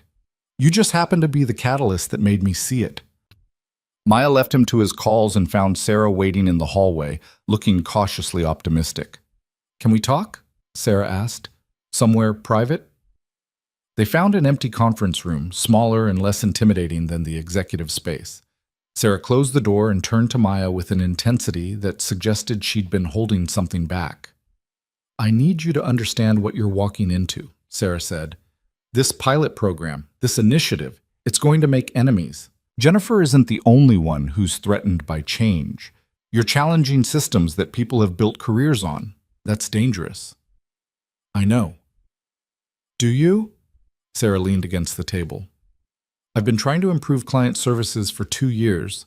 Know what happened? My performance reviews started including notes about resistance to established processes and difficulty adapting to organizational standards. I got passed over for promotion twice. The message was clear. Stay in your lane or face consequences. Maya felt a chill of recognition. And you think that's going to happen to me? I think it's already starting. Jennifer's comment about you being unqualified, that's going to become the narrative. The girl who got hired because the CEO had a momentary crisis of conscience. The diversity hire who doesn't actually understand business. Sarah's expression was sympathetic but firm. You need to be prepared for that. How do I prepare for people deciding I don't belong? By proving them wrong, consistently, undeniably. Sarah pulled out her laptop. Which is why I want to help you succeed. Not just because I believe in what we're trying to do, but because if you fail, it validates everyone who said this was a mistake. And then we're back to business as usual. They spent the next 3 hours going through client files, identifying patterns and dissatisfaction, building profiles of relationships at risk. Sarah had been documenting problems for years, complaints that never made it into official reports, frustrations that clients mentioned in passing, the slow erosion of trust that happened when efficiency replaced empathy. Look at this one. Sarah pulled up a file. Garrison Manufacturing.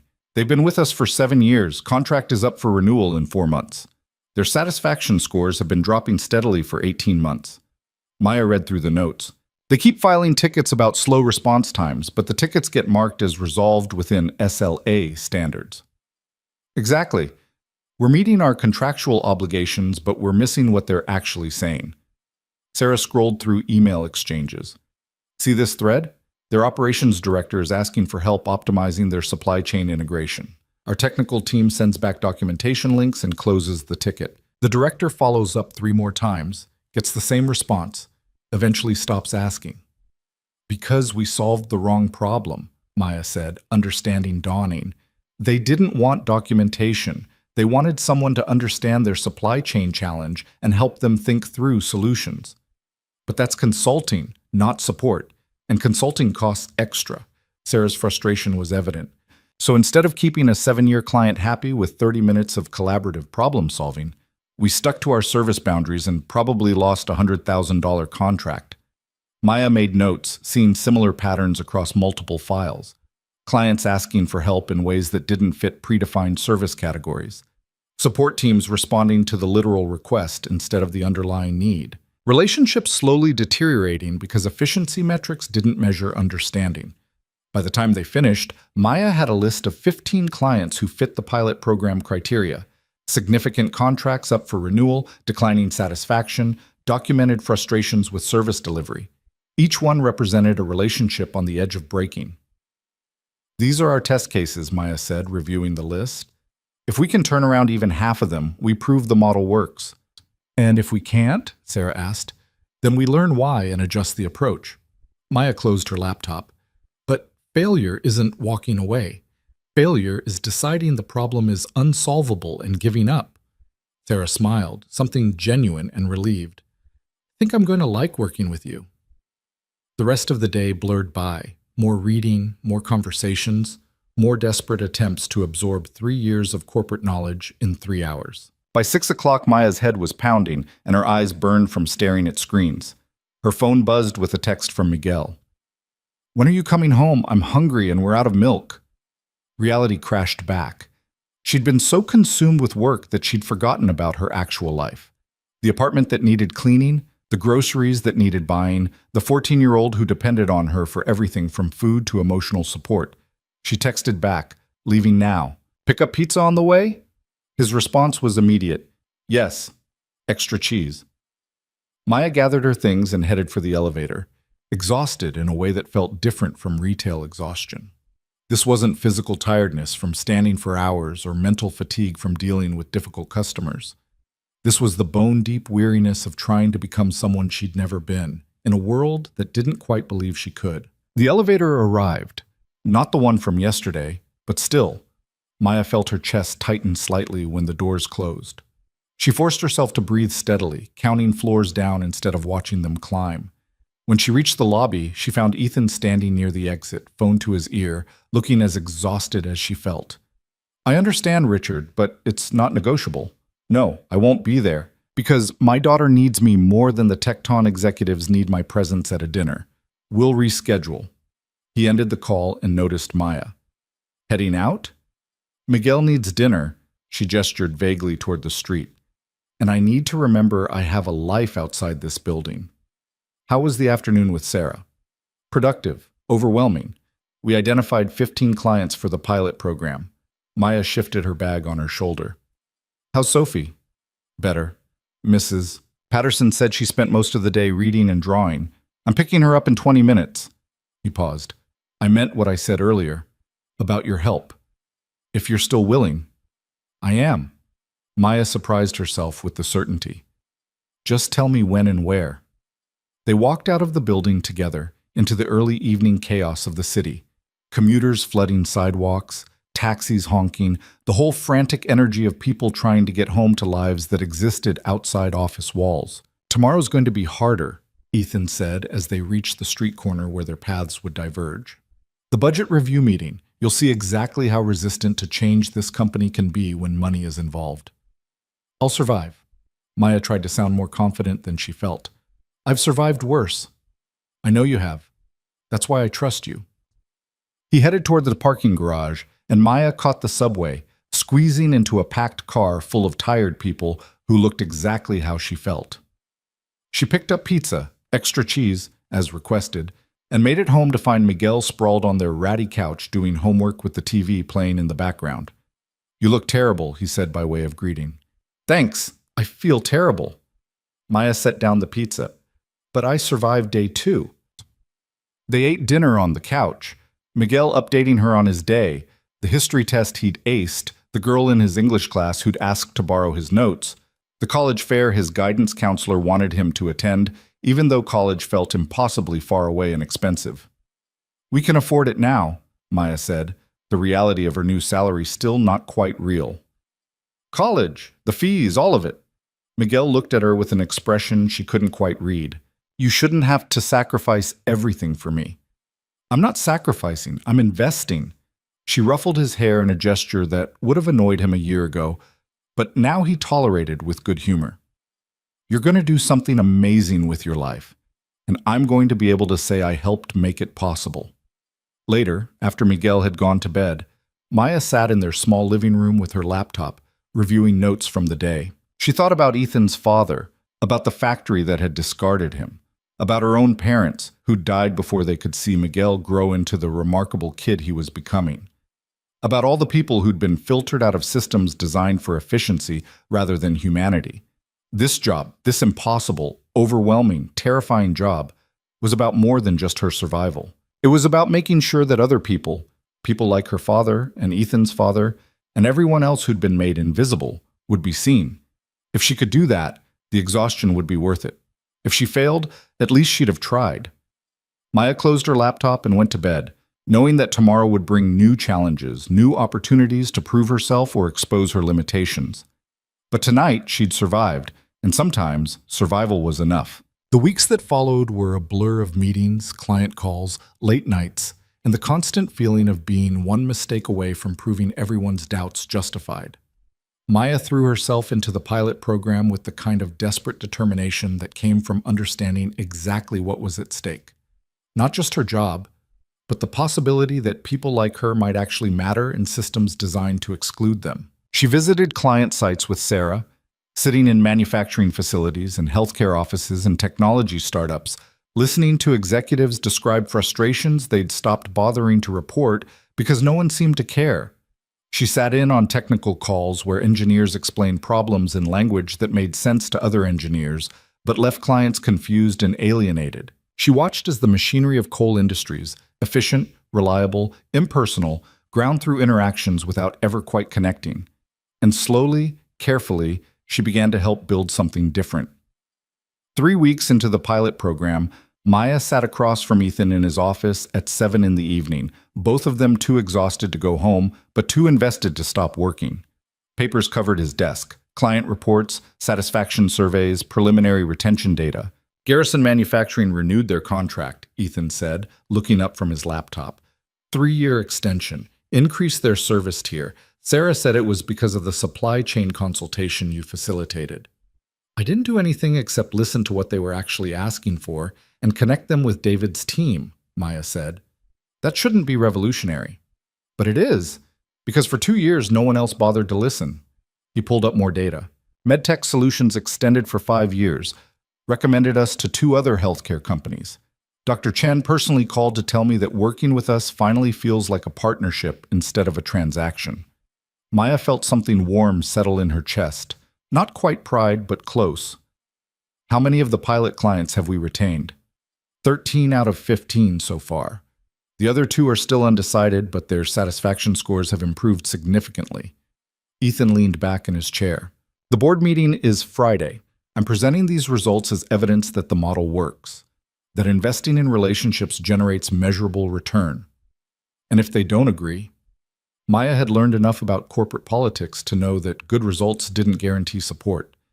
Then we keep doing it anyway and prove them wrong with more data. He said it with the kind of certainty that came from being someone who could override boards when necessary. But I think they'll agree. The numbers are too compelling to ignore. Maya's phone buzzed, a text from Miguel. She glanced at it and felt her stomach drop. What's wrong? Ethan noticed her expression change. Miguel's school called. He got into a fight. She was already gathering her things. I need to go. What happened? I don't know. The text just says I need to come in for a meeting tomorrow morning. Maya tried to calculate how she'd manage a school meeting and the 3 client calls she had scheduled. This is going to conflict with the Tecton presentation. The Tecton presentation can wait. Ethan stood. Family comes first. We've already rescheduled it twice anyway. Once more won't kill the deal. Maya looked at him, remembering that first morning when he'd canceled that same meeting to interview her. You're really going to postpone a billion-dollar merger again? I'm going to do what matters. The merger will happen when it happens. Miguel needs you now. He was already pulling out his phone. Let me call Richard. Tell him we're pushing to next week. Ethan, you can't keep doing this. You can't keep putting your business on hold for what? For people? That's exactly what I should be doing. He made the call, his voice firm and unapologetic. Richard, we're moving Tecton to next week. Something came up. No, not negotiable. They'll understand or they won't. Either way, we're rescheduling. He ended the call and looked at Maya. Go. Take care of your brother. We'll handle everything here. Maya left the office feeling split between gratitude and guilt. Grateful that Ethan understood, guilty that his support kept costing him opportunities. She caught the subway home, her mind racing through possibilities. Miguel didn't fight. He was quiet, studious, the kid who resolved conflicts with words rather than fists. Something serious must have happened. She found him sitting on their couch, ice pack pressed to his jaw, looking simultaneously defiant and ashamed. Let me see, Maya said, pulling his hand away from his face. His jaw was already bruising, purple spreading across his brown skin. What happened? Kid in my history class kept making comments about you. Miguel's voice was tight. About how you're only working at Coal Industries because you're sleeping with the boss. About how that's the only way people like us get ahead. Maya felt rage flash through her, hot and protective. So you hit him? So I told him to shut up. He didn't. So yeah, I hit him. Miguel met her eyes. I'm not sorry. You should be. Violence doesn't solve anything. Neither does ignoring it. He pulled away from her, pacing their small living room. You think I don't hear the things people say? About how we're charity cases, how you're probably not even qualified for that job, how it's suspicious that some random girl gets hired by a billionaire out of nowhere. What people say doesn't matter. It does when they say it to my face. Miguel's voice cracked. It matters when they look at everything you've sacrificed and reduce it to something dirty. Like you didn't earn it. Like you're not working 16-hour days trying to prove yourself. Maya sat down heavily, feeling the weight of recognition. She'd been so focused on proving herself at Coal Industries that she hadn't considered how her sudden change in circumstances looked from the outside. To people who didn't know the whole story, it probably did seem suspicious. A young woman with no credentials suddenly employed by a powerful CEO. I'm sorry, she said quietly. I should have talked to you about this. Prepared you for questions. I don't need preparation. I need people to stop being terrible. He slumped beside her on the couch. But I shouldn't have hit him. I know that. I just got so angry. They sat in silence for a moment, both of them bruised in different ways. Him physically, her by the realization that her choices affected more than just herself. The school wants to meet tomorrow morning, Maya said finally. They're probably going to suspend you. I know. Miguel winced as he adjusted the ice pack. I'm sorry. I know you have work stuff. Work stuff can wait. You're more important. That's what he said, isn't it, Mr. Cole, when you told him you had to leave? Miguel looked at her with an expression too old for 14. He's not like what I expected. From what people say. What do people say? That he's ruthless, that he only cares about money and power, that he destroys anyone who gets in his way. Miguel paused. But he keeps rescheduling meetings so you can take care of things. That doesn't seem ruthless. Maya thought about Ethan. The man from the elevator who'd admitted to failing his daughter, the CEO who'd canceled his biggest meeting to interview her, the father who'd left work early multiple times because Sophie needed him. None of those things fit the public image of a corporate titan. People are complicated, she said. The versions we show the world aren't always the versions we actually are. The next morning, Maya sat in the principal's office, listening to the boys' parents demand Miguel's expulsion while their son sat smugly in the corner. The principal, a tired woman in her 50s who'd probably mediated 1,000 of these meetings, looked exhausted by the whole situation. "Mr. Santos threw the first punch," the other boy's father said. "That's assault. He should be expelled and we should press charges. Your son spent 2 weeks making racist comments about my brother's sister," Miguel said, his voice shaking but defiant. "That's harassment, but I don't see you talking about pressing charges for that." "Boys will be boys," the mother said dismissively. "If she's sensitive about her reputation, maybe she shouldn't put herself in questionable situations." Maya felt something cold settle in her chest. This was it, the real judgment. Not about whether she was good at her job or whether she deserved the opportunity. Just the automatic assumption that a woman in her position must have gotten there through something other than merit. "My sister works 16-hour days," Miguel said, standing up. "She's supporting me while finishing a degree online that she had to pause when our parents died. She's smarter and works harder than anyone I know. And your son reduced all of that to a dirty joke because he can't imagine a woman succeeding without sleeping her way to the top." "Miguel," the principal warned. "No."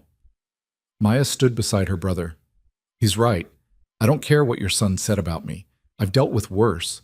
But teaching him that women only have value as sexual objects, that success is only legitimate for certain people, that's the real problem here." "We're not here to discuss social issues," the boy's father said coldly. "We're here because your brother assaulted our son. And we're willing to drop it," the mother added in a tone that suggested magnanimity, "if Miguel is expelled. Otherwise, we'll pursue legal action." The principal looked at Maya with something like sympathy. "I'm afraid given the circumstances, suspension is the minimum consequence. 3 days for Miguel. I'll also be speaking with the other student about his comments, but nothing will happen to him," Maya finished, "because words aren't violence, even when they're designed to hurt." "I'm sorry. I know this seems unfair." Maya took Miguel's hand, feeling him trembling with suppressed rage and shame. "It's fine. We'll take the 3 days, but I want it noted that my brother was defending his family against harassment. That matters, even if it doesn't change the outcome." They left the school together, Miguel silent and withdrawn.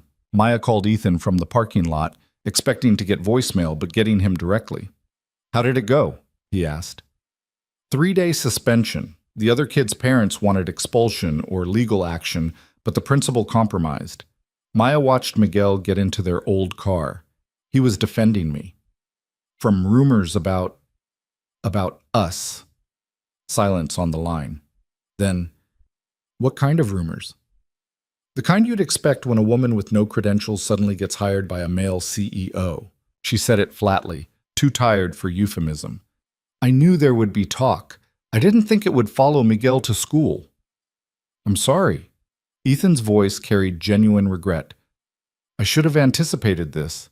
Should have been more careful about how we framed your hiring." "There's no way to frame it that wouldn't generate suspicion. A powerful man helps a struggling woman. People fill in their own narrative." Maya got in the car, turning the key in an ignition that protested before catching. "I knew what I was signing up for.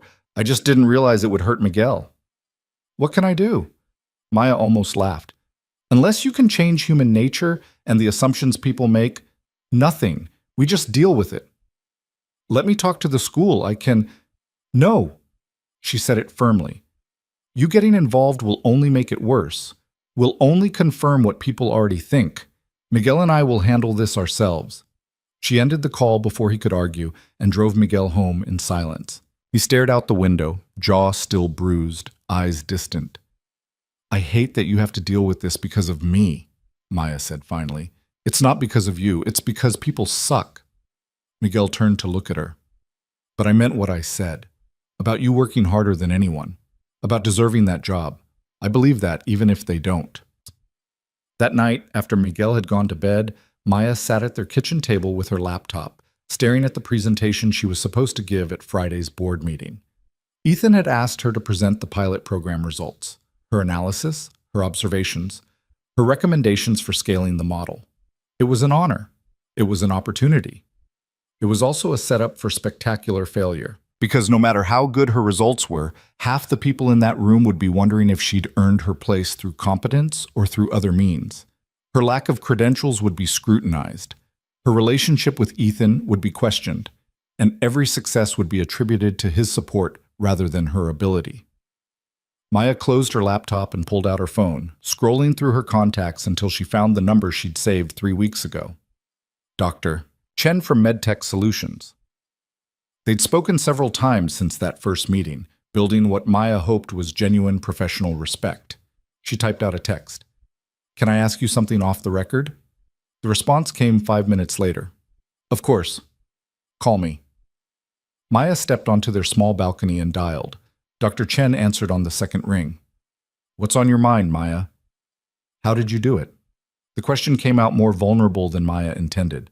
Build credibility in a world that assumes you don't belong? Deal with people who think you're only in the room because someone gave you a favor? Dr. Chen was quiet for a moment. "You're getting the talk. The whispers about how you got your position. My 14-year-old brother got in a fight defending me from it. I'm sorry, that's hard." Dr. Chen's voice carried the weight of experience. "The honest answer is, you can't stop people from making assumptions. You can only control whether those assumptions eventually matter." "How do I do that?" "By being so undeniably good at what you do that the assumptions become irrelevant. By building relationships based on competence rather than trying to defend yourself against accusations." Dr. Chen paused. "When I started my company, people assumed a woman my age couldn't possibly understand technology, that I must have married money or slept my way into funding. You know what I did?" "What?" "I stopped caring what they assumed and started proving what I could deliver. I built something successful enough that the narrative changed from 'how did she get here' to 'how did we miss her?'" Dr. Chen's voice softened. "It took 5 years. It wasn't fair that I had to work twice as hard to get half the credit, but eventually the work spoke louder than the gossip." "What if I'm not good enough?" Maya asked.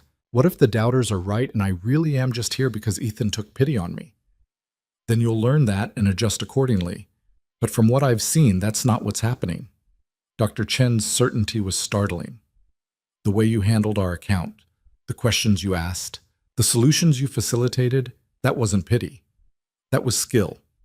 Own it." After they hung up, Maya sat on the balcony for a long time, watching the city lights and thinking about the presentation on Friday. About the board members who would judge her, about the risk Ethan was taking by putting her in front of them.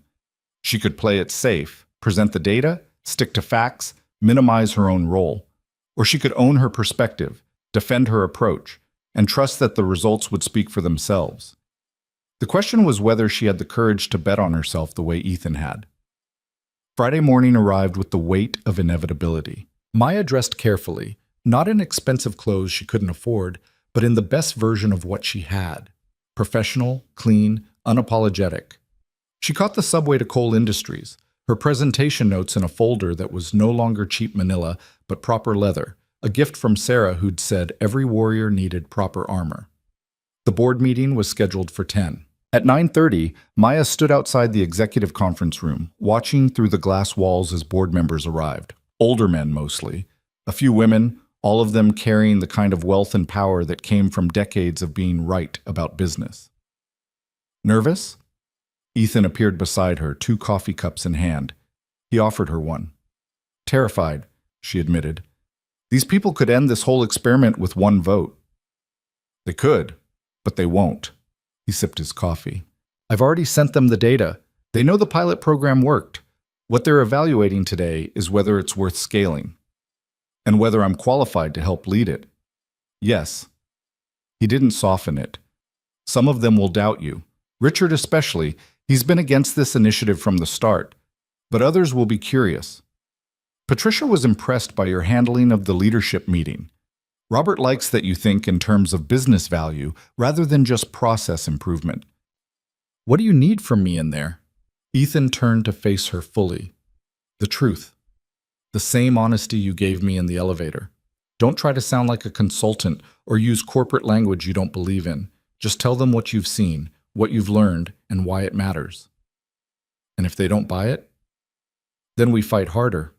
He smiled slightly. "But I think they will. Because underneath all the skepticism and resistance, these are people who want the company to succeed, and you're offering them a path to that success. They entered the conference room together. 12 board members sat around the table, their attention immediately focusing on Maya with varying degrees of interest and suspicion. She recognized Richard, the man who'd been arguing with Ethan on phone calls, older, gray-haired, with the bearing of someone accustomed to being the smartest person in every room. Ethan made introductions, and Maya shook hands with people whose net worth collectively could probably buy a small country. She took her seat near the front, her presentation queued up on the screen, her heart hammering against her ribs. "Let's begin," said the board chair, a woman in her 60s named Margaret Stern. "Ethan, you've proposed significant changes to our client services model. The floor is yours."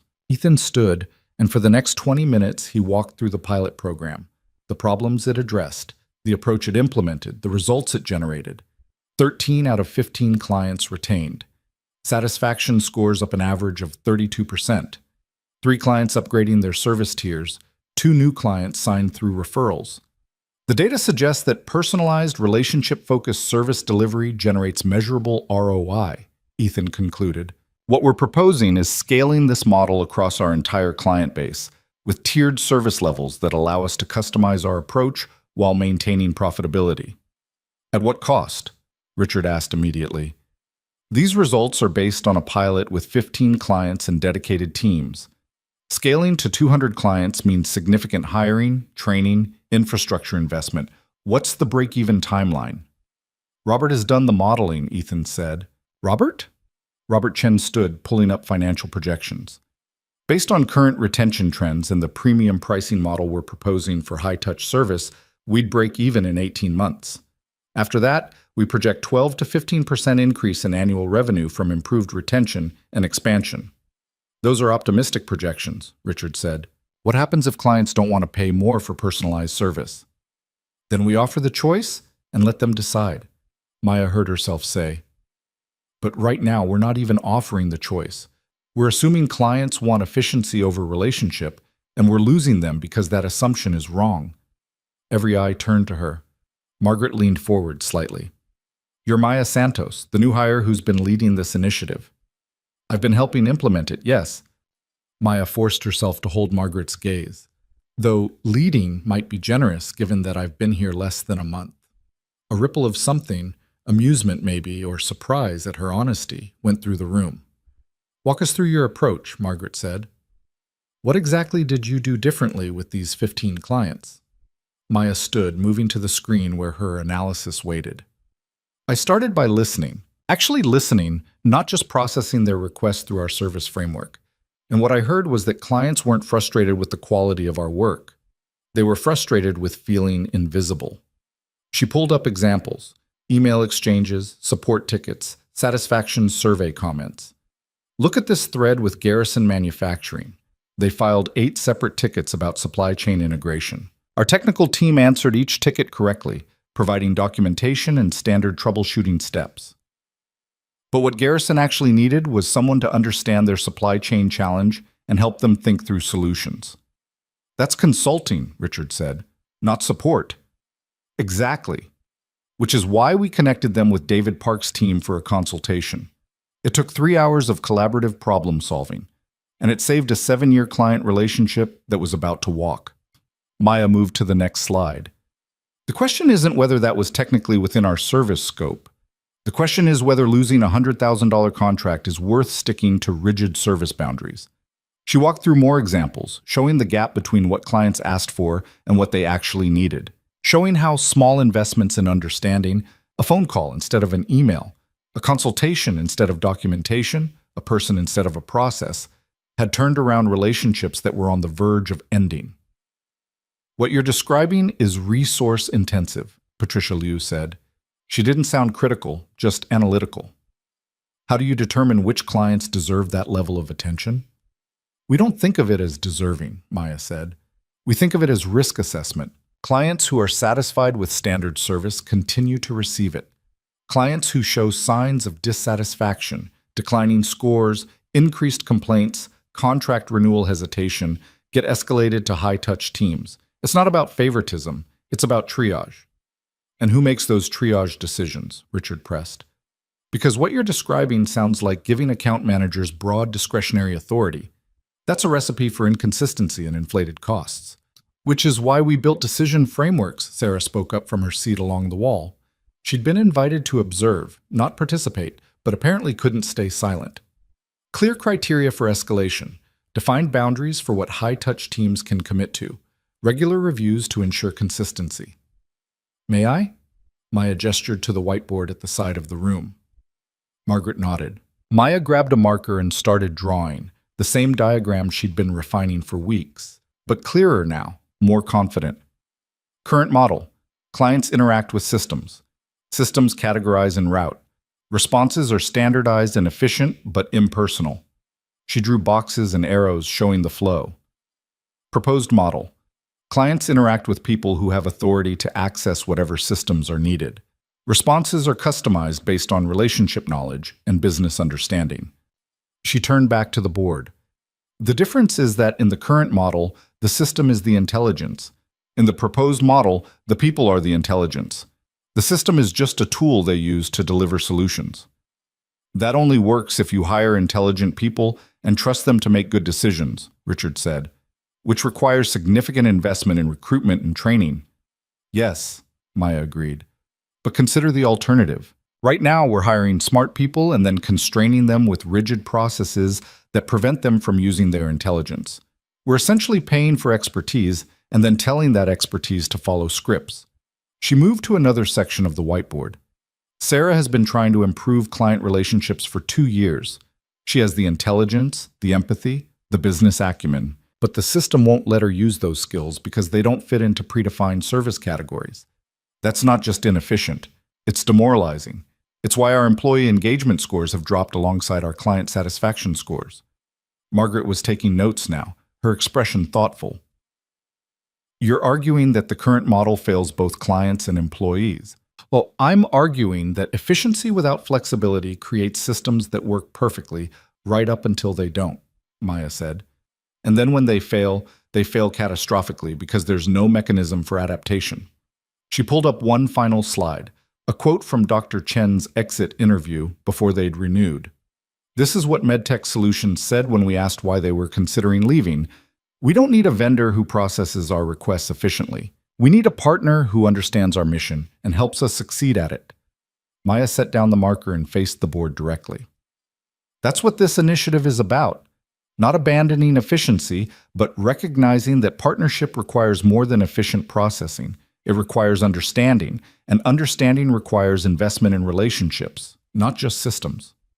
The silence that followed felt heavy with evaluation. Maya could see Richard's skepticism, Margaret's interest, Robert's analytical processing. These were people who'd spent careers making calculated decisions based on data and risk assessment. She'd just asked them to invest millions in what essentially came down to trusting that people mattered more than processes. Questions? Ethan asked, breaking the silence. I have one, Richard said, his gaze fixed on Maya. What makes you qualified to redesign our client services model? You have no business degree, no corporate experience, no track record of success in this domain. Why should we trust your judgment over the expertise of people who've been doing this for decades? The question was fair and brutal. Maya could have deflected, could have pointed to the results, could have hidden behind Ethan's authority. Instead, she told the truth. You shouldn't, she said simply.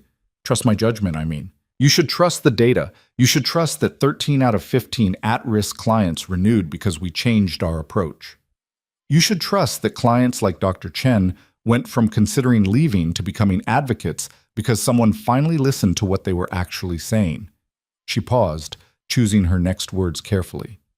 What I bring isn't expertise in corporate strategy or decades of business experience. What I bring is the perspective of someone who's been on the receiving end of systems that filter people out without seeing them. I've been rejected by algorithms. I've been invisible to processes. I've been told I don't matter because I don't fit predefined categories. Maya met Richard's eyes. So when I sit with clients who are frustrated because they feel invisible to our systems, I understand that frustration intimately. And that understanding lets me see solutions that people who've never been invisible might miss. Is that traditional qualification? No, Is it valuable? The results suggest it is. Bold answer, Margaret said, something like approval in her voice. Risky, but honest. Honesty is all I've got, Maya said. I can't pretend to be something I'm not. I can only offer what I actually am and let you decide if that's useful. The board members exchanged looks, some kind of silent communication happening that Maya couldn't interpret. Finally, Margaret spoke. We'll need to deliberate. Ethan, Maya, if you'll excuse us for 30 minutes. Maya gathered her materials with hands that trembled slightly. She'd laid everything out, her analysis, her perspective, her vulnerability. Now it was out of her control. In the hallway, Ethan leaned against the wall, looking simultaneously proud and anxious. That was remarkable. That was terrifying. Maya slumped against the opposite wall. Did I just talk myself out of a job? No. You talked yourself into credibility. He checked his watch. Richard will vote against it. He always resists change, but Margaret seemed genuinely interested, and she usually brings Patricia and Robert with her. If we get majority support, we move forward. And if we don't? Then we prove them wrong and come back with more data in 6 months. Ethan smiled slightly. But I think we're going to win this. They didn't have to wait the full 30 minutes. After 23 minutes that felt like hours, Margaret opened the conference room door. You can come back in. Maya followed Ethan back into the room, trying to read the board members' faces and finding them professionally neutral. They took their seats and waited. Margaret didn't drag it out. We voted to approve the scaled implementation of the relationship-based client services model with the tiered pricing structure Robert proposed. We'll do quarterly reviews to assess progress and adjust resource allocation as needed. Ethan, you'll have the budget authority to hire and structure the teams as you see fit. Maya felt relief crash through her, so intense it was almost painful. However, Margaret continued, and Maya's relief froze. We have concerns about organizational structure and reporting lines. Jennifer Park has been VP of Client Services for 12 years. This new model effectively splits that role. Relationship management under Sarah Lee, operations under Jennifer. We need clarity on how that division of responsibility will work. I've already discussed this with Jennifer, Ethan said. She'll focus on operational efficiency and standardized service delivery for clients who don't require high-touch support. Sarah will lead the relationship-focused teams. Both will report to me directly until we determine the optimal structure. And Ms. Santos? Richard asked, his skepticism still evident. What's her role in this new structure? Maya waited for Ethan to answer, but he looked at her instead, an invitation to define her own position. She took a breath. I see my role as organizational translation, understanding what clients need, helping internal teams adapt to meet those needs, identifying gaps between what we're delivering and what creates actual value. I don't manage people or control resources. I facilitate understanding. That's consultant work, Richard said, not an employee function. Then maybe we're creating a new function, Maya said, one that didn't exist before because we didn't see the need for it. But the need is there. Someone has to bridge the gap between efficient systems and human relationships. I'm proposing to be that someone. Margaret made a note. I want quarterly reports on how this role develops. If it proves valuable, we codify it. If it doesn't, we adjust. She looked around the table. Anything else? No one spoke. The decision was made. Then we're adjourned, Margaret said. Congratulations, Ethan. Don't make us regret trusting your instincts. After the board members filed out, Maya sat in her chair feeling like she'd just run a marathon. They'd won. The initiative was approved. The model would scale. And she still had a job. Ethan's phone rang. He glanced at it, then at Maya. It's Sophie's school. I need to take this. He stepped into the hallway and Maya could see his expression change through the glass wall, concern shifting to something softer. When he came back in, he was smiling. Sophie drew a picture of Mr. Hoppy for art class. The teacher wants to enter it in a district competition. He showed Maya his phone, a child's drawing, more refined than the one he'd shown her weeks ago, showing remarkable perspective for a 7-year-old. She wants me to come and see it. Then go, Maya said. I can handle the afternoon calls. Are you sure? I'm sure. Family first, remember? She smiled. Besides, I need to call Miguel and tell him his sister didn't get fired today. Ethan paused at the door. Thank you for everything you did in there, for being brave enough to be honest. Thank you for giving me the chance to be honest, Maya said. Not everyone would have. After he left, Maya sat alone in the conference room, looking at her presentation still on the screen. 3 weeks ago, she'd been nobody, just another filtered-out applicant, invisible to the systems designed to find talent. Today, she'd convinced a corporate board to invest millions in an approach built on her perspective. It wasn't a fairy tale ending. There would still be doubters, still be people who questioned whether she deserved to be there. The work would still be hard, the hours still long, the pressure still intense. But she'd proven something important, to the board, to herself, maybe to everyone who'd ever been told they didn't belong. That evening, Maya left the office at a reasonable hour for the first time in weeks. She picked up Miguel from home, and together they took the subway to Ethan's neighborhood, a part of the city Maya had only ever seen from bus windows, where brownstones cost more than she'd earn in a lifetime. Ethan had texted her his address after she'd offered to help with Sophie. Mrs. Patterson had a family emergency and needed the evening off. Ethan could work from home, but Sophie had been asking to meet the lady from the elevator. The story had apparently become something of a legend in the Cole household. Miguel looked around the tree-lined street with wide eyes. People really live like this? Some people, Maya said, checking the address. Not people like us. Maybe someday people like us, Miguel said. He'd been different since the school suspension, quieter, more thoughtful, but also more determined. Like watching his sister fight had taught him something about not accepting limitations. Ethan answered the door himself, looking more relaxed than Maya had ever seen him. Jeans instead of suits, barefoot, slightly disheveled in a way that made him seem more human. Come in, he said. Sophie's been watching for you out the window for the past hour. What? The brownstone's interior was beautiful, but lived in. Sophie's drawings on the refrigerator, toys in the living room, the comfortable chaos of a home rather than a showpiece. Sophie herself appeared from the kitchen, Mr. Hoppy clutched in one hand, looking shy and excited in equal measure. You're Maya, she said. I am, and this is my brother Miguel. Sophie studied Miguel with the serious evaluation children excel at. You got in trouble at school. I did, Miguel admitted. I made a mistake. I got in trouble too, for pushing someone. Sophie moved closer. My dad says sometimes we make mistakes when we're trying to protect people we love. Yeah, Miguel said softly. That's exactly right. Ethan ordered pizza, not fancy, just regular pizza from the place down the street. They ate in the kitchen while Sophie told them about her drawing, about school, about the rabbit she wanted to adopt, but her dad said they had to wait until summer. Why summer? Maya asked. Because he'll have more time then, Sophie said matter-of-factly. Right now he works too much, but he's getting better. Ethan looked simultaneously proud and embarrassed. I'm trying to get better. After dinner, Miguel helped Sophie with homework while Maya and Ethan cleaned up the kitchen. It was domestic and strange and comfortable all at once, washing dishes in a billionaire's kitchen while their siblings did math problems at the table. How's Miguel handling everything? Ethan asked quietly.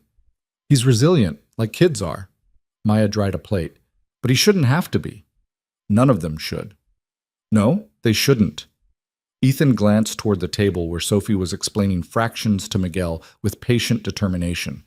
But we do the best we can to give them better than what we had. Is that what we're doing? Maya asked. At Cole Industries, with all these changes, trying to give people better than what we had? I think so. Or at least trying to build systems that don't automatically exclude people who don't fit conventional patterns. He set down the dish he was washing. My father would have liked you, would have appreciated that someone who understood what he went through was in a position to change things. I hope I can live up to that. You already are. Later, after Miguel and Maya said their goodbyes and headed home on the subway, Miguel was quiet for a long time before speaking. They're not what I expected, he said finally. Who? Rich people. Mr. Cole and Sophie. I thought they'd be different. More, he struggled for the word, more distant. But they're just people dealing with the same stuff we deal with, trying to figure things out. Everyone's just trying to figure things out, Maya said. Money and power don't change that. They just change what resources you have while you're figuring. Do you think we'll ever have resources like that? Maya thought about it honestly. Probably not like that. But we'll have enough. We already do, actually. We have each other. We have possibilities we didn't have a month ago. That's not nothing. No, Miguel agreed. That's definitely not nothing. The following months blurred together in the best possible way. The client services model scaled gradually. Not the overnight transformation some had hoped for or feared, but steady, measurable improvement. Satisfaction scores climbed. Retention rates improved. New clients signed because of referrals from newly satisfied existing clients. Maya's role evolved organically. She became the person people called when systems failed to account for human complexity, when clients expressed needs that didn't fit service categories, when employees felt constrained by processes that prevented them from being effective. She didn't have a traditional title. Her business card just said Client Success Advocate, which was vague enough to mean everything or nothing. But people learned that when Maya got involved, things got solved. Not always how they'd expected, but in ways that addressed actual problems rather than just checking boxes. Jennifer never became a friend, but they reached a working détente. Jennifer excelled at building efficient systems for clients who needed reliability over relationship. Maya excelled at building relationships for clients who needed to feel seen. Together, they covered the full spectrum of client needs.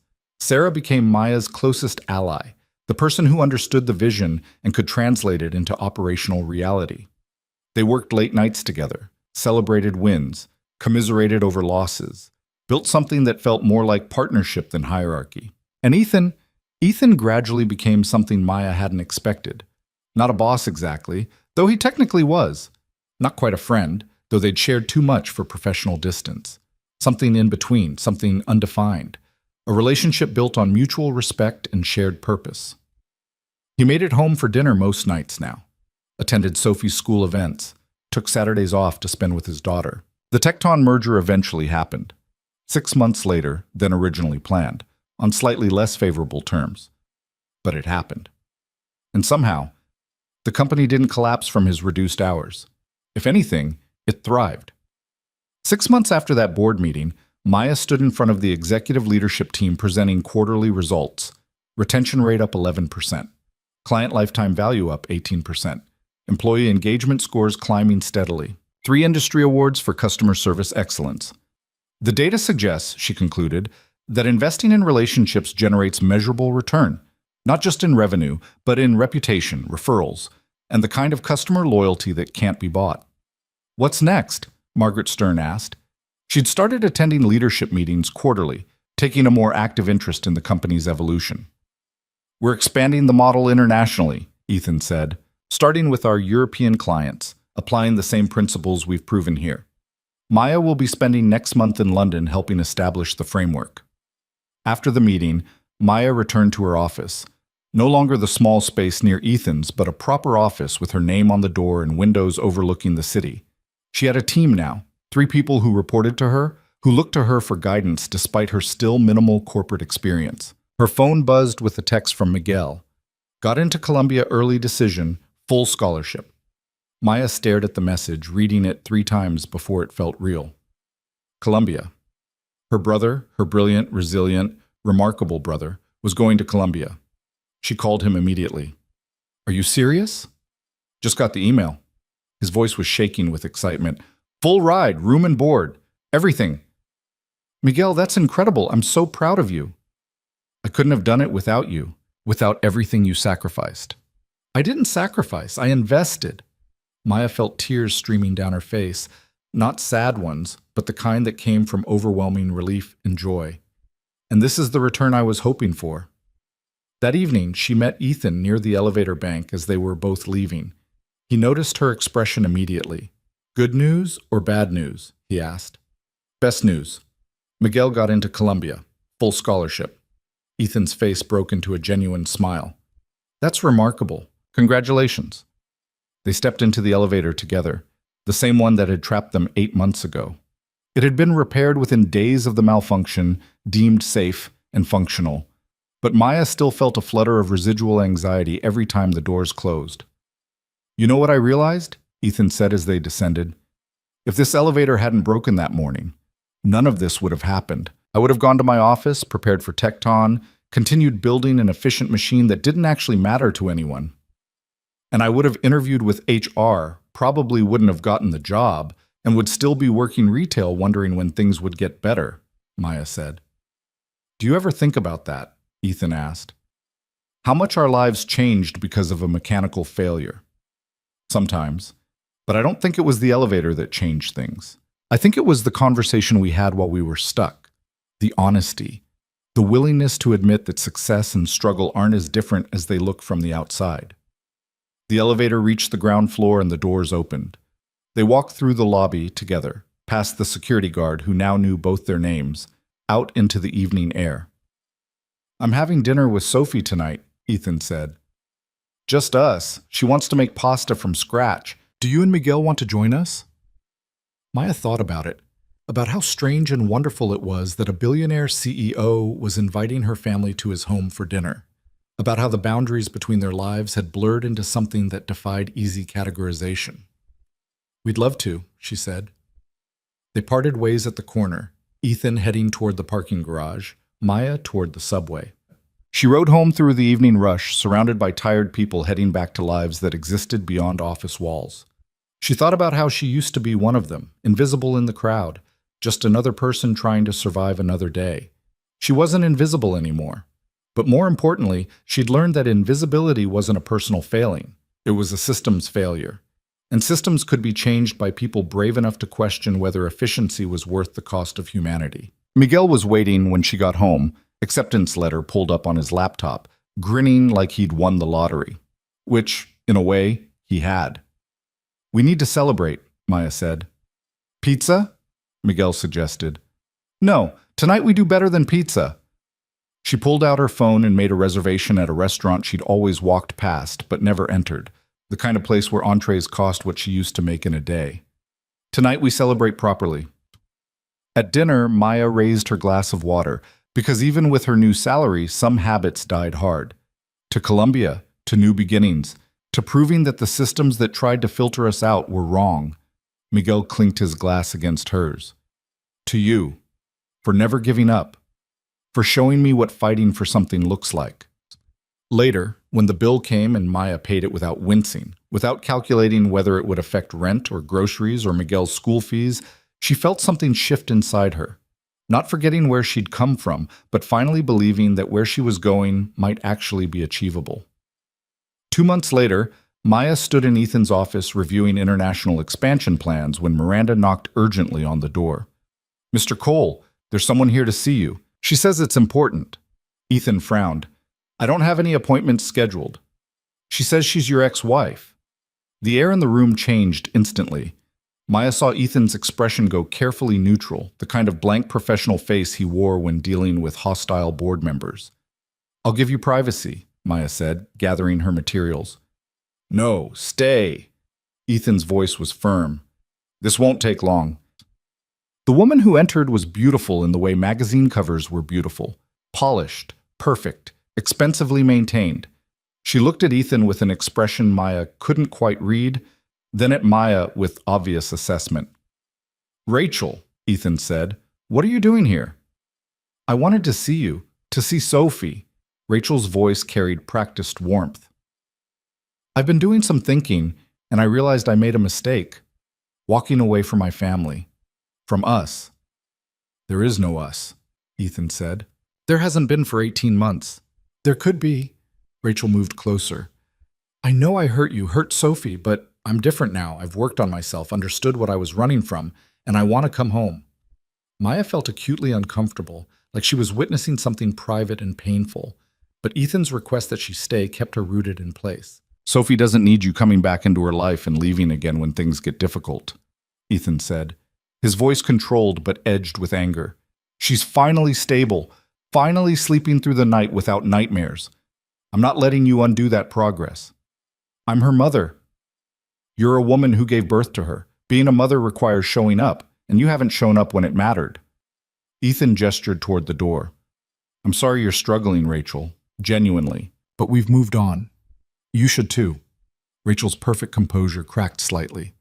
Because of her? She looked at Maya. Because you replaced me with some assistant young enough to be... Stop, Ethan's voice cut like a blade. Maya has nothing to do with this except being a friend to Sophie and a valuable colleague to me. The end of our marriage was about choices you made, not people I hired. A friend? Rachel said skeptically. Is that what we're calling it? That's what it is. And even if it weren't, it wouldn't change the fact that you don't get to walk away from your family and then expect to walk back in when it's convenient. Rachel looked between them, seeing something that made her expression harden. Fine, but I have legal rights. I want to see my daughter. Then have your lawyer contact mine and we'll arrange supervised visitation. Ethan moved to the door, opening it. But showing up here unannounced and making demands isn't how this works. After Rachel left, Ethan slumped into his chair, looking more exhausted than Maya had seen him since that first day in the elevator. I'm sorry you had to witness that, he said. Don't be. Are you okay? I don't know. He rubbed his face. Part of me wants to give Sophie a chance to have her mother back. Part of me knows Rachel will disappear again the moment parenting gets inconvenient, and I don't know which impulse to trust. Trust the one that protects Sophie, Maya said. Everything else is secondary. That night, Maya got home to find Miguel looking serious. We need to talk, he said. Maya's heart sank. Those 4 words never preceded good news. What's wrong? Nothing's wrong, but I need to tell you something. Miguel sat on the couch, gesturing for her to join him. People at school have been talking about you and Mr. Cole. Miguel, let me finish. He took a breath. They're saying you're together, that you're dating or whatever. And I know it's not true because I've seen how you two are around each other. It's not like that, but what? But maybe it should be. Miguel said it quietly. Like, he's good to you. He respects you. He shows up for the people he cares about. And you light up differently when you talk about work, about ideas you've been discussing with him. That's not nothing. Miguel, it's complicated. There's a power dynamic, professional boundaries, 1,000 reasons why you're talking yourself out of something that might actually make you happy. Miguel looked at her with eyes that were too old for his age. You spent 3 years sacrificing everything for me. Maybe it's time to let yourself have something for you. Maya thought about it, really thought about it, about Ethan, about the partnership they'd built, about how the lines between professional and personal had blurred into something neither of them had names for. I don't know if he feels that way, she said finally. Maybe you should find out. The next day, Maya went to Ethan's office intending to have a conversation about boundaries, about keeping things professional, about not letting gossip affect their working relationship. Instead, she found him standing at his window, shoulders tense, staring at the city below. Rachel filed for partial custody, he said without turning around. Her lawyer sent papers this morning. I'm sorry. She's going to try to argue that I'm an unfit parent, that I work too much, that Sophie needs her mother, that my relationship with a young employee demonstrates poor judgment. He turned to face her. She's going to use you to try to take my daughter. Maya felt cold settle in her chest. Then maybe I should resign, remove the complication. No, Ethan crossed to her. You shouldn't have to leave because my ex-wife is weaponizing our professional relationship. That's exactly the kind of system failure we've been fighting against, punishing people for not fitting conventional patterns. Ethan, if this costs you Sophie, it won't, because we'll fight it honestly. We'll show that our relationship, whatever it is, has been professional and appropriate. That you've been a positive influence in Sophie's life, not a negative one. That the only person making poor choices here is Rachel. Whatever it is, Maya repeated his words. Do you know what it is? He was quiet for a moment. I know it started as a professional relationship. I know it evolved into something that matters more than it probably should. I know that I trust your judgment more than anyone else's, that I look forward to our conversations more than any meeting, that Sophie asks about you constantly and lights up when you're around. That's not an answer, because I don't have one. I just know that I don't want to lose it, whatever it is, because people want to make it into something scandalous. He moved closer. What do you want it to be?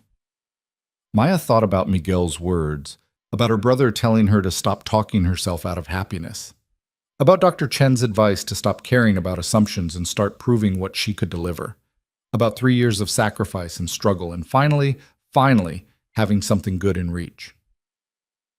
I want it to be honest, she said, whatever that looks like. No pretending it's only professional when it's more. No pretending it's more when we're not ready for that. Just honest. I can do honest. Ethan smiled, tentative and real. Though I should warn you, honest means admitting that I started falling for you somewhere between the elevator breaking and you defending your brother's fighting.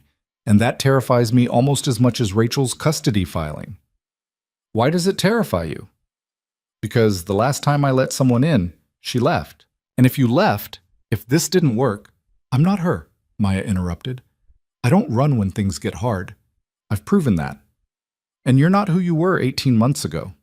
We're both different now. Better, maybe. They stood in his office, the city sprawling below them, two people who'd been broken by different circumstances trying to figure out if broken pieces could fit together into something whole. So what do? Ethan asked. We stay honest.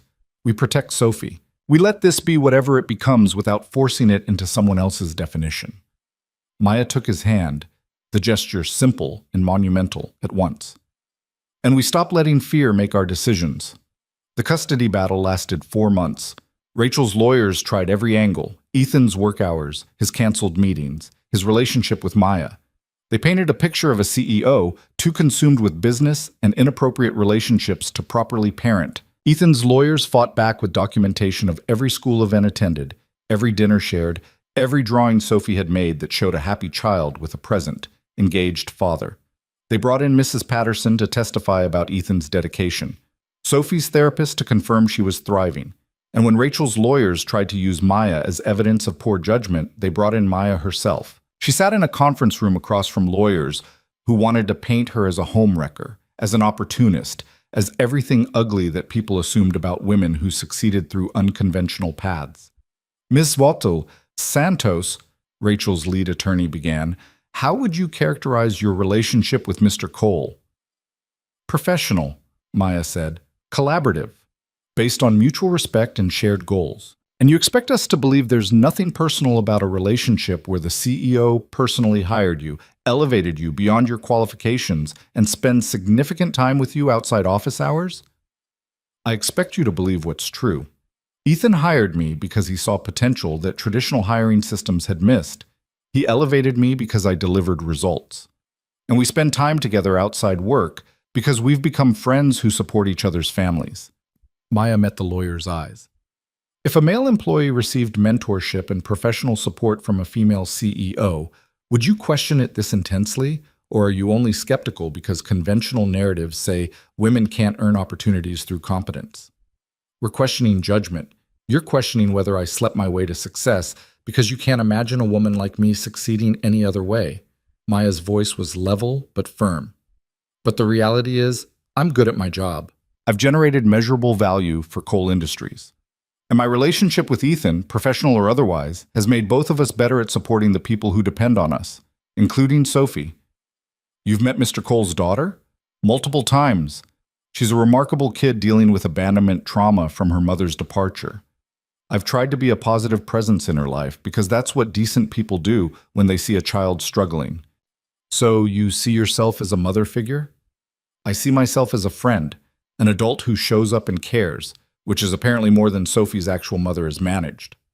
Rachel's lawyer tried several more approaches, but Maya didn't give ground. She told the truth plainly and refused to be ashamed of it.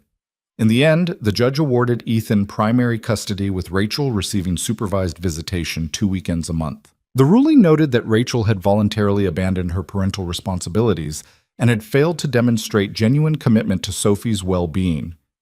The day the ruling came through, Ethan called Maya from his lawyer's office. We won, he said, his voice thick with relief. Full custody. She can see Sophie, but supervised, and only if Sophie wants to. How are you feeling? Like I can finally breathe? Like maybe things are actually going to be okay. That evening, they celebrated at Ethan's house. Just Ethan, Sophie, Maya, and Miguel. Sophie had drawn a picture of the 4 of them, rough and childlike, but somehow capturing something real about how they'd become this strange, assembled family. We're not a normal family, Sophie observed, studying her drawing. But I like us anyway.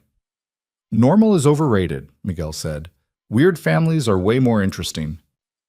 Months continued to pass, blurring into a life that Maya sometimes had to remind herself was real. Coal Industries kept growing, kept improving, kept proving that investing in people generated returns that pure efficiency never could. Maya's role expanded to include speaking at conferences, publishing articles about relationship-based client services, being interviewed by business magazines about innovation in corporate culture. The whispers about how she got her position never completely stopped, but they mattered less as the results spoke louder, as clients specifically requested her involvement, as other companies tried to recruit her away with offers that Ethan kept matching.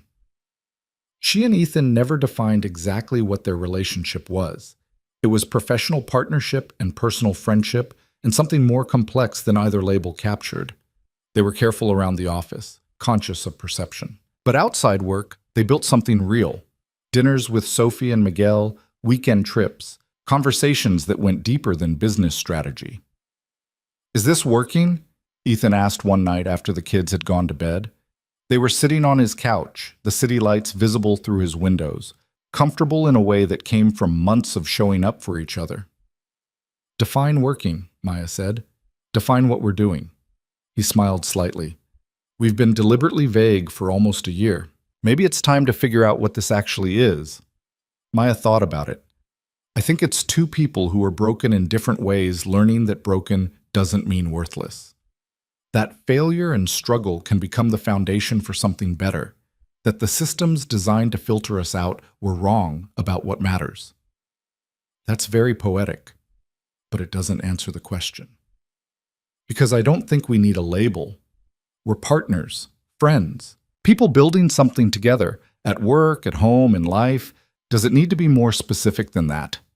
"No," Ethan said. "I guess it doesn't."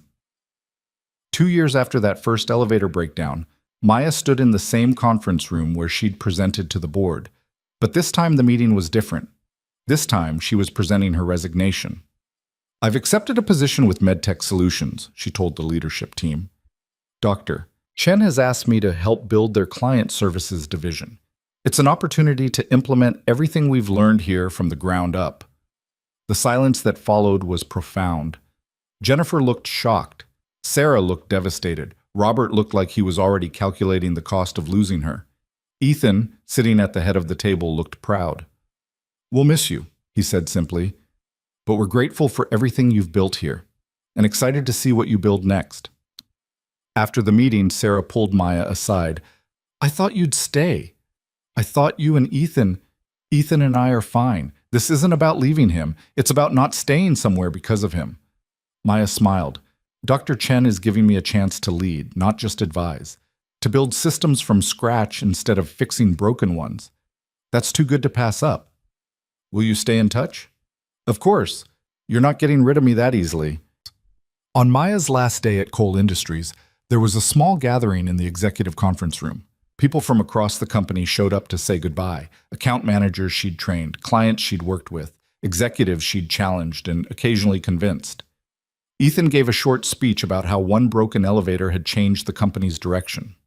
How Maya's perspective had taught them that efficiency without humanity was just sophisticated failure. How she'd proven that unconventional paths to success were often the most valuable. "I hired Maya because I saw potential," Ethan said, "but she exceeded every expectation I had. She didn't just improve our client services. She changed how we think about people, all people. The ones we serve and the ones we employ. That legacy will last long after she's gone." Maya stood to say goodbye, looking around at faces that had been skeptical, then accepting, then supportive. "When I started here, I thought success meant proving I belonged. But what I learned is that belonging isn't something you prove. It's something you build, together. And you all helped me build it. Thank you." She handed in her badge, packed up her office, walked through the lobby one last time as an employee of Coal Industries. Miguel was waiting outside, now a confident college sophomore majoring in political science with plans for law school. "How does it feel?" he asked. "Terrifying." "Exciting, right." Maya looked back at the building. "I built something there, proved something. Now I get to do it again somewhere else. And Mr. Cole is happy for me. Proud. And still very much in my life, just not my boss anymore. She smiled, which actually makes things less complicated. That evening, Maya had dinner at Ethan's house one more time as a Cole Industries employee. Tomorrow, she'd be Dr. Chen's VP of Client Experience at MedTech Solutions. But tonight, she was just Maya, sitting around the table with Ethan, Sophie, and Miguel, eating takeout and talking about nothing important. "Are you sad she's leaving?" Sophie asked her father when Maya and Miguel were getting ready to go. "A little," Ethan admitted, "but mostly I'm proud. She's going to do amazing things."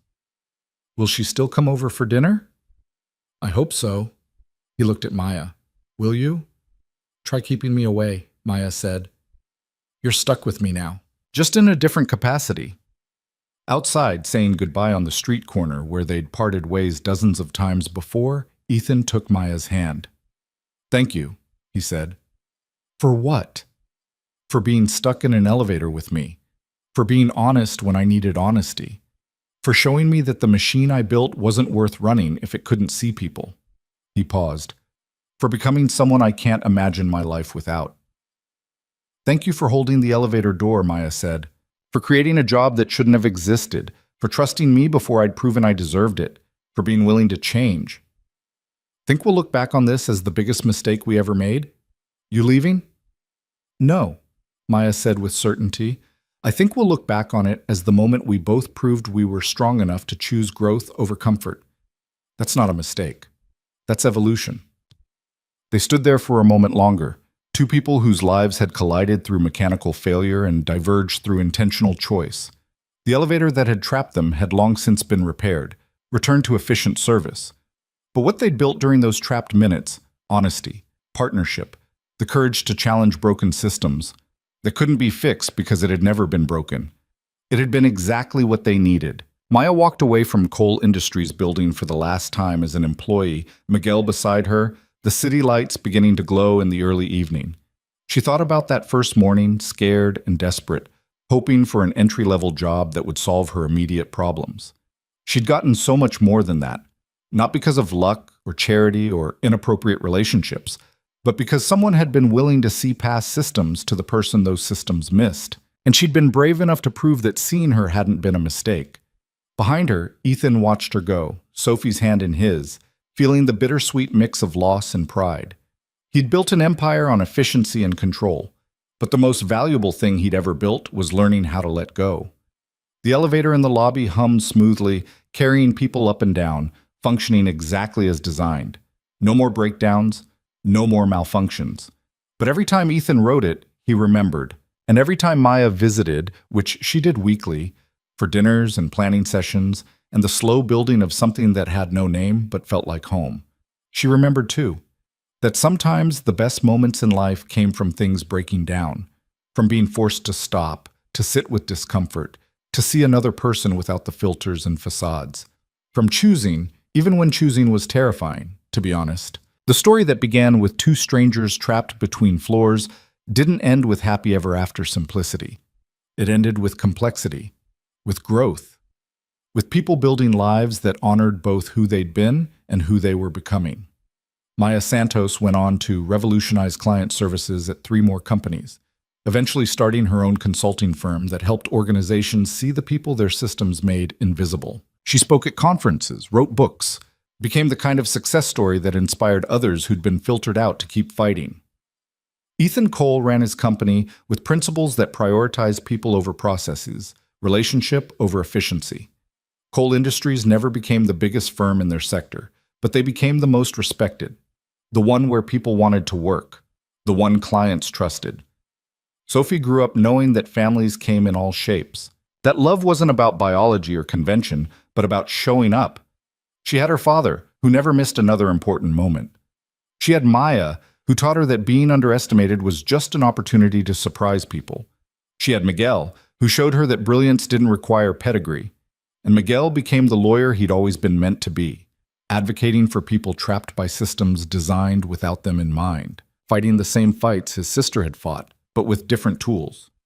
Years later, when people asked Maya about her success, how she went from retail to executive to entrepreneur, she didn't tell them about hard work or intelligence or persistence. Though all of those mattered, she told them about an elevator that broke at exactly the right moment, about a conversation that changed two lives, about learning that the most valuable opportunities often came disguised as inconvenience, and about choosing every single day to be brave enough to see past the systems to the people they were designed to serve. The elevator still stood in Coal Industries Tower, still carried thousands of people every day. None of them knew its history. None of them understood that it had been, for 43 minutes on one ordinary morning, the space where something extraordinary began. But Maya knew, and Ethan knew. And sometimes when the world felt overwhelming, when the work seemed impossible, when doubt crept in, they'd remember. That pause between floors, between lives, between who they were and who they'd become. That unexpected moment when everything stopped and everything finally began.